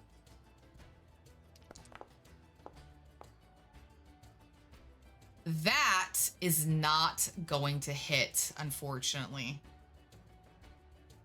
That sounds about right. I'm gonna run away from the gazer. All right. Okay, at the end of your turn, Kohira, we have Cassian. Cassian, what would you like to do? Cassian is going to go towards the gazer.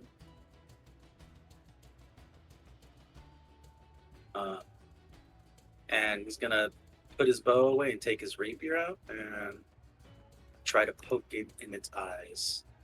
Okay. That misses. Oh, that's all I got. Okay. I fumbled. Do you want to move your hunter's mark? I broke concentration on it. Oh, you did? Okay. All right. Yeah, I at rolled the low. end of your turn, we are now at this balloon that turns, and I think it's going to... Yeah. I think it's going to lash out at both Kohira and Mr. Lights. So... Oh, wait, or would it do this? Oh, God, that is fucked up. Nope, I don't want it to do that. They've changed my mind. Okay, but it is still going to use its ribbons, like, evil tentacles. The first one is for Mr. Light. That will not do it. I don't think that'll do it. Oh, it does. That does hit Mr. Light. Okay. So... All right, 5 points to Mr. Light, who actually will need to make a concentration check here, or to make sure that he can keep this. Ooh, he breaks concentration on the elephant, and so the elephant is now going to join the initiative order and is loose and not feeling great. It seems to be absolutely terrified of this thing. Kohira, ribbons slash your way. And that was a 21 to hit. Oh, yeah. All right, that is 4 points of damage. And then it is going to use its bonus action, Ribbon Step, to appear in the crowd. Much to the shrieking and terrified sights of the people who are around you trying to get away. They are in danger of dying, everybody, should these things get them. Meanwhile, the elephant is now on the loose and is going to... I think the elephant is going to... dash? Stampede? That sounds like something this elephant would do right now. Has a walk speed of 40 feet. So you watch as this elephant runs with great speed, jumping over the stage and moving towards the exit of the big top, seemingly gonna break out of the tent and go make chaos and destruction in the carnival itself.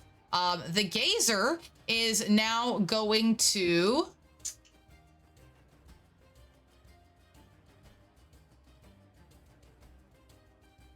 I just realized that this is not an action. This is just something that they can do. Okay. So, as a point of order, they can just do this. So, Cassian, pew pew! This is gonna come towards you. So, thankfully, it's just, telekinetic ray. 2 of these are shot at you. You must exceed DC 12 strength saves or be moved up to 30 feet directly away from the gazer. So I need you to make 2 strength saves back to back. You need to succeed on both of them.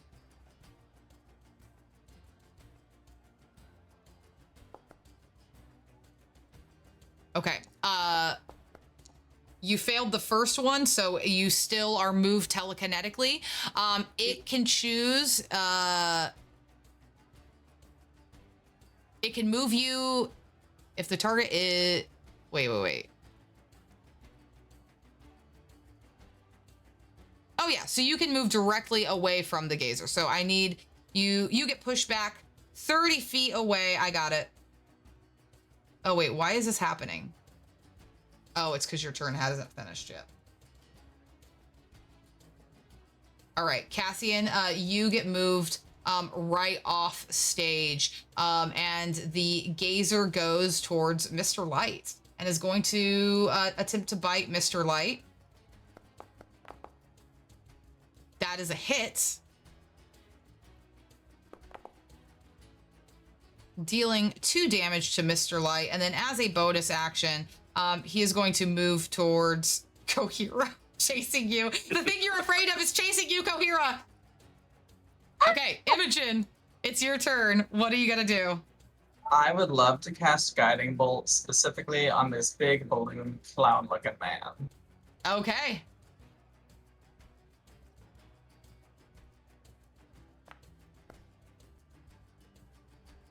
That will hit. Oh, thank God.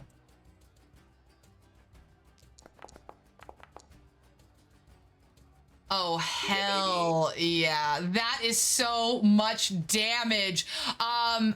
Wow. Imogen, explain to me what it looks like as you fire this bolt at this crazy balloon.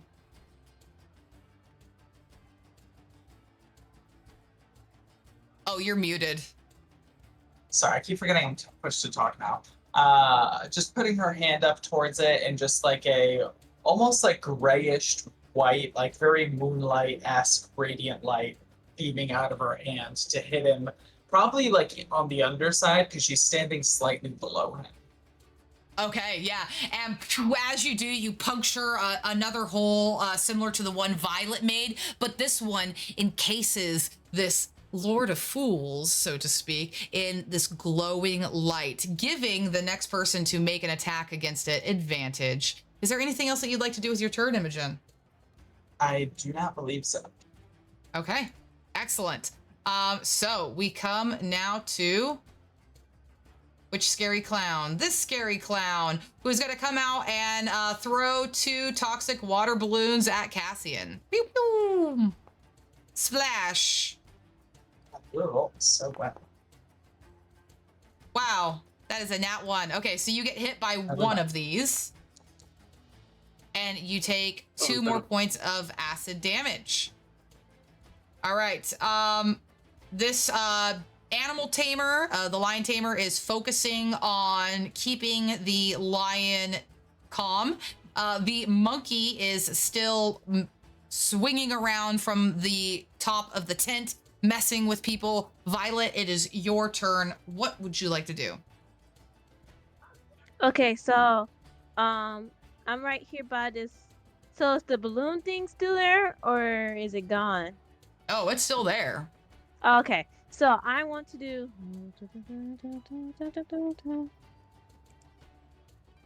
I'm like right beside it, right?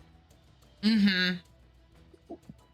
Okay, so I want to do chill touch. Okay. Let's see if that will. You'll have advantage because of. Oh wait. Oh no. Yep. Well, it hits, right? Yeah, but you might crit. Okay. I can roll. Let's see with advantage. Oh my god! I did.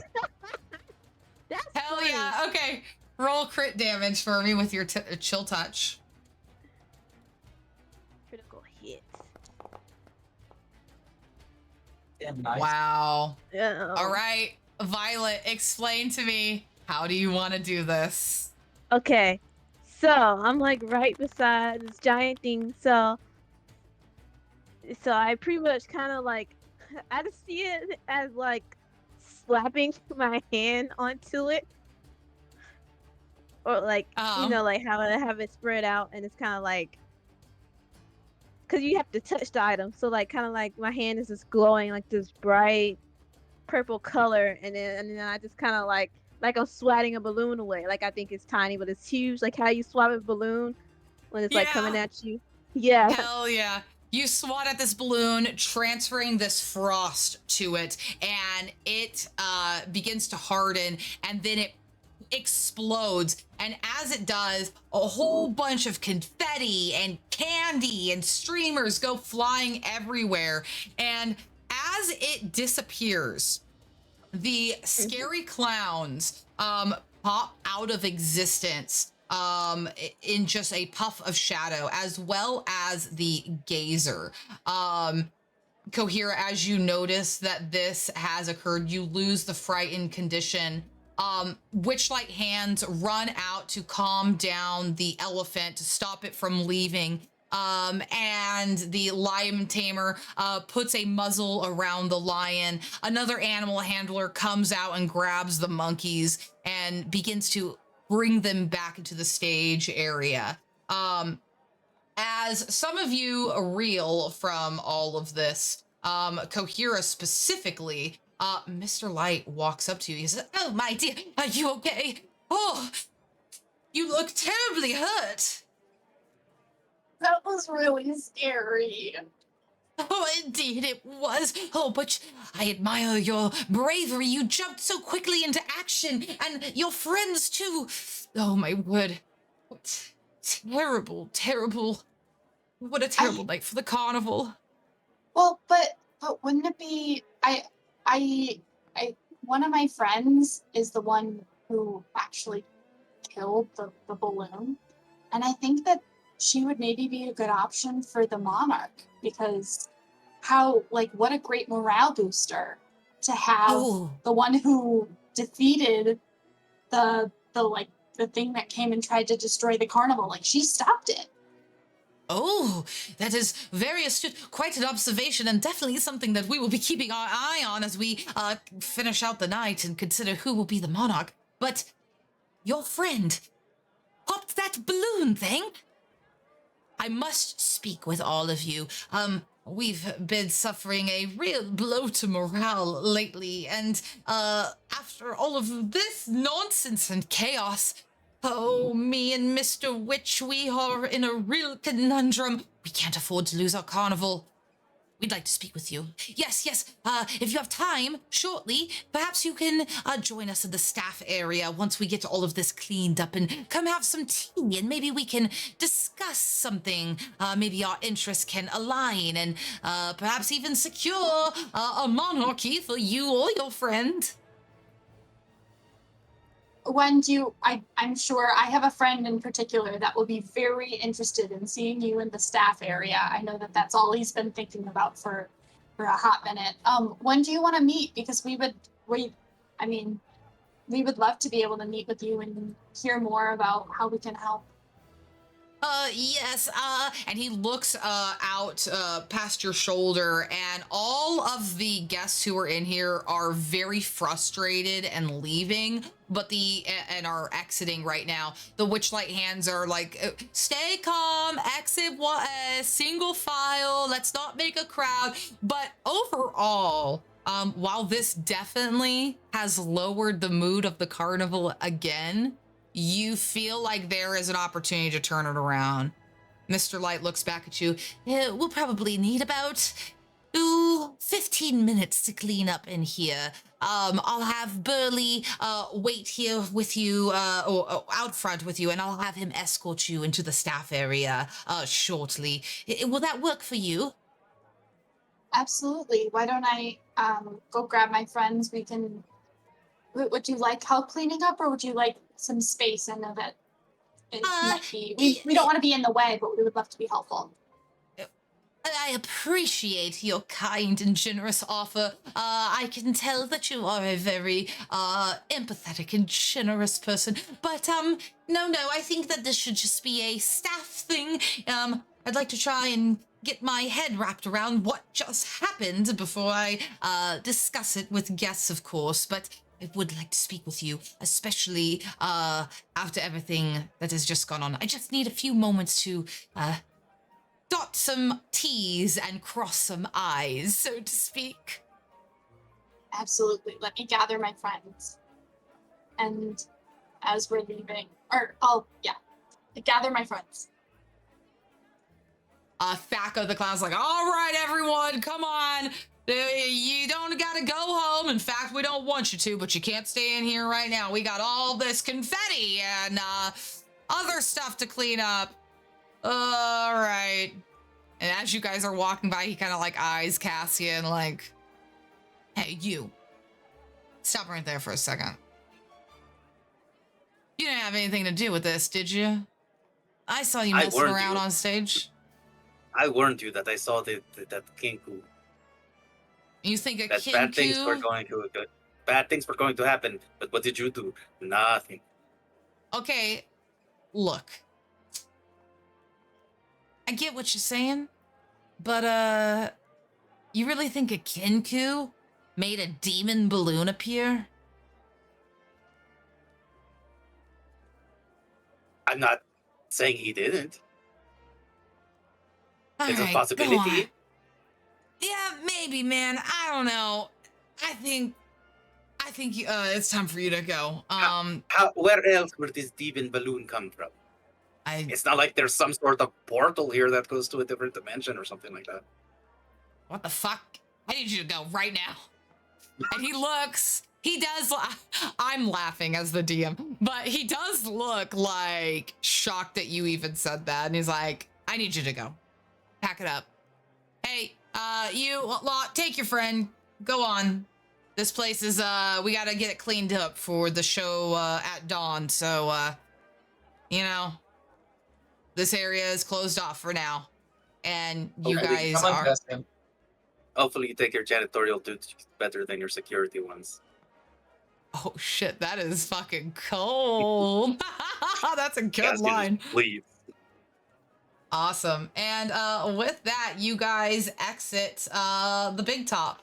And unfortunately, we do have to move the mood tracker down one more time. Yeah. What happens if it gets all the way to the bottom? I don't know, because I've never had a party get the mood this low. We so died. We're gonna find out together. Everyone's always made it a happy place to be. What is going on? How you gonna get happy? Everything we've been doing has just been sad. I don't know. I believe in this. We walk out of the big top, guys. This place looks like a ghost town. People are leaving, like, especially after that catastrophe in the big top. There are definitely some upset people who are leaving the carnival at this point. But some people are still hanging on. Can I try? Well, never mind. I just know whatever was on the other side of that sentence was going to be a crazy plan. I want to try to kind of get close to the exit and be one of those people who asks, like, hey, if you're leaving, can I just have your ticket? Like, your extra tickets? No, Cassian, we're not doing that. And we're not further lowering. Cassian, we can do so many things. No. Cassian, I No. heard that actually, I have some really good news for you, Cassian. They asked us to go to the staff area because we're getting promoted from volunteers to people who visit the staff area. What? A promotion already? Yeah, oh my god. On the No. volunteers. I hope I can be some sort of manager or supervisor to that Thaco. Let's go I hate to Phoenix Kingdom. Not Phoenix, Pixie Kingdom. But the staff area. Away from the staff area, just a little bit. But we were invited. What if they have snacks? So they wanted 15 minutes, like DM Cheyenne question. Is that do we go straight there timing wise, or do we go somewhere else? So how this will play out at the table.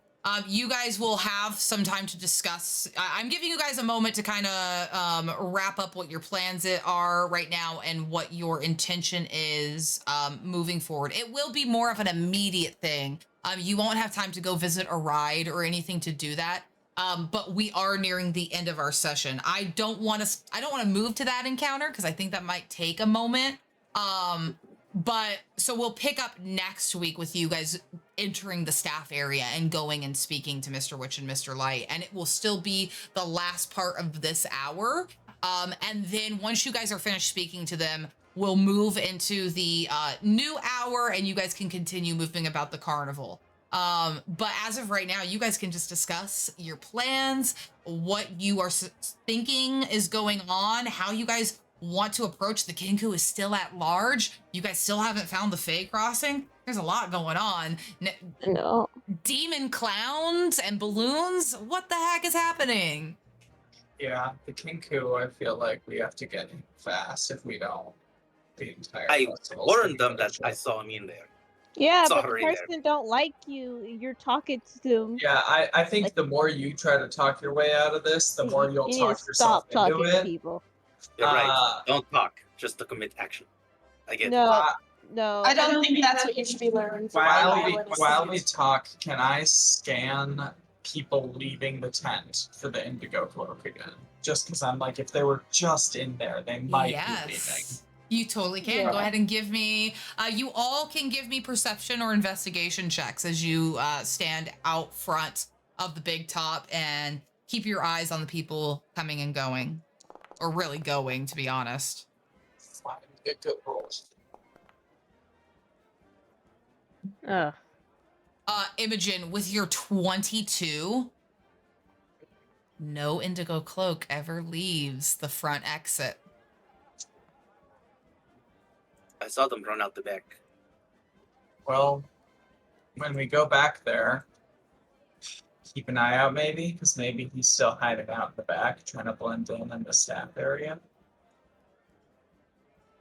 There's a good chance the Fey Crossing's in the staff area, so maybe when we're back there, tasking please do not sneak off. But let's just, while we're together, while we're back there, maybe let's look around. And please be careful with your wording. My wording is just fine. No, your wording. I mean, you did. Do you have a problem with my accent? Yes. You did, No. You did say to a That is security racist. guard, I told you this was going to happen, which does sound a little like you knew it was going to happen. You're making it worse and harder for us. How am I making it worse? I was warning the man that the Kenku was possibly in there. You made yourself look suspicious. I am a super duper volunteer. I have my. Oh wait, no, those got provoked. Yeah, yeah. And you caused that too. You know what this That's reminds I'm me gonna of? I want to say this really quick. Cassian is totally giving the vibe. I don't know if you guys have seen those TikToks of like people who do the pranks. They pass a note to a stranger, like at a bank or something, and the note just says, "Don't be a hero." I feel like that's Cassian, like, you know, veiled threats, but not really intentionally trying to. Anyways, Handing out a note that says, live like today's the last day of your life to people at a bank. That's horrible. I don't know. I feel like I'm trying to keep this carnival afloat all by myself. You're making it worse. I'm just gonna be honest with you. And you know what? I can only be honest. So yeah. Just gonna put that out there. Be honest with me. Did you think the rats were going to keep it afloat? Yeah, that caused it to go down. I'm just- Some people like rats. I'm sorry, not everyone does. Fair. Maybe they're pet rat. Maybe not like hundreds of rats springing out of the ground at a carnival. No, see, I swear to you, they can do tricks. Oh, I'm sure they can. They're very intelligent creatures. Exactly. Sadly, short lifespans. But, you know, I don't But think for that. Definitely. But for the normal people, most of them accumulate them with being infested with disease and stuff, or a badly kept area, Yes. or not clean area. So that's where that came in. So you have to really But- be smart about it if you're trying to do something like that. You have to take in consideration of where you're at in your location when you do stuff. Yes, but did you not go to the theater in Waterdeep at some point and watch that amazing play of the rats running a restaurant? Like they were with the person and they were in his head and like controlling him, and they made an amazing restaurant in Waterdeep. Well, everyone loves rats when they're good at cooking. But Exactly. Who says the rats I summon are not? They probably are rats from Waterdeep. I think maybe That's a I mean, play. you're a vigilante. How much of your job is literally just Hey, going what? on Don't say it too loud. You're a vigilante. How much Okay, of your thank you. job is just going unnoticed, right? Like, sometimes the going unnoticed is the most effective form of gathering And intel. you have not Yes, been but going I am not unnoticed. the Wraith right now. I am Cassian, the Great. Meanwhile, as he says the shot of his face paint, his crazy hair, his hat, his whole attire. Rat face, Albert Einstein hair, one boot. This is me. It's his Okay, authentic self. I think our plan, we know that we're going to go back to the staff area. We can look for the portal, but don't snoop for the portal. We're And lucky don't- we're getting back. Say anything about a portal. Wait, but if they invited us, why can we not just ask about the portal? I feel like if you're the I owner mean, of the you carnival, saw- you would know where the Oh. portal is. You Oh saw my that last gosh. guy's face.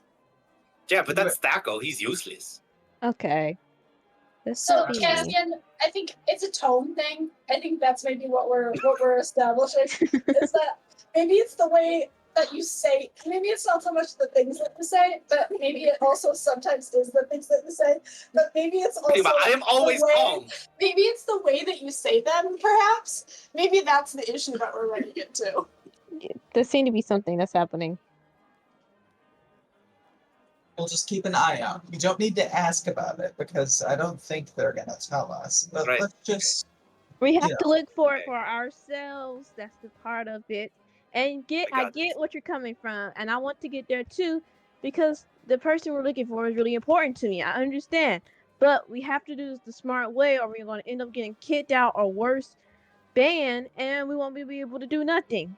And this Got is it. a really important mission for me, and I want this to go well, so we can actually get there. So please, just for right now or tonight or whatever, or at least for like 5 days or something. I see. I think I understand what you are all saying. I think it is time.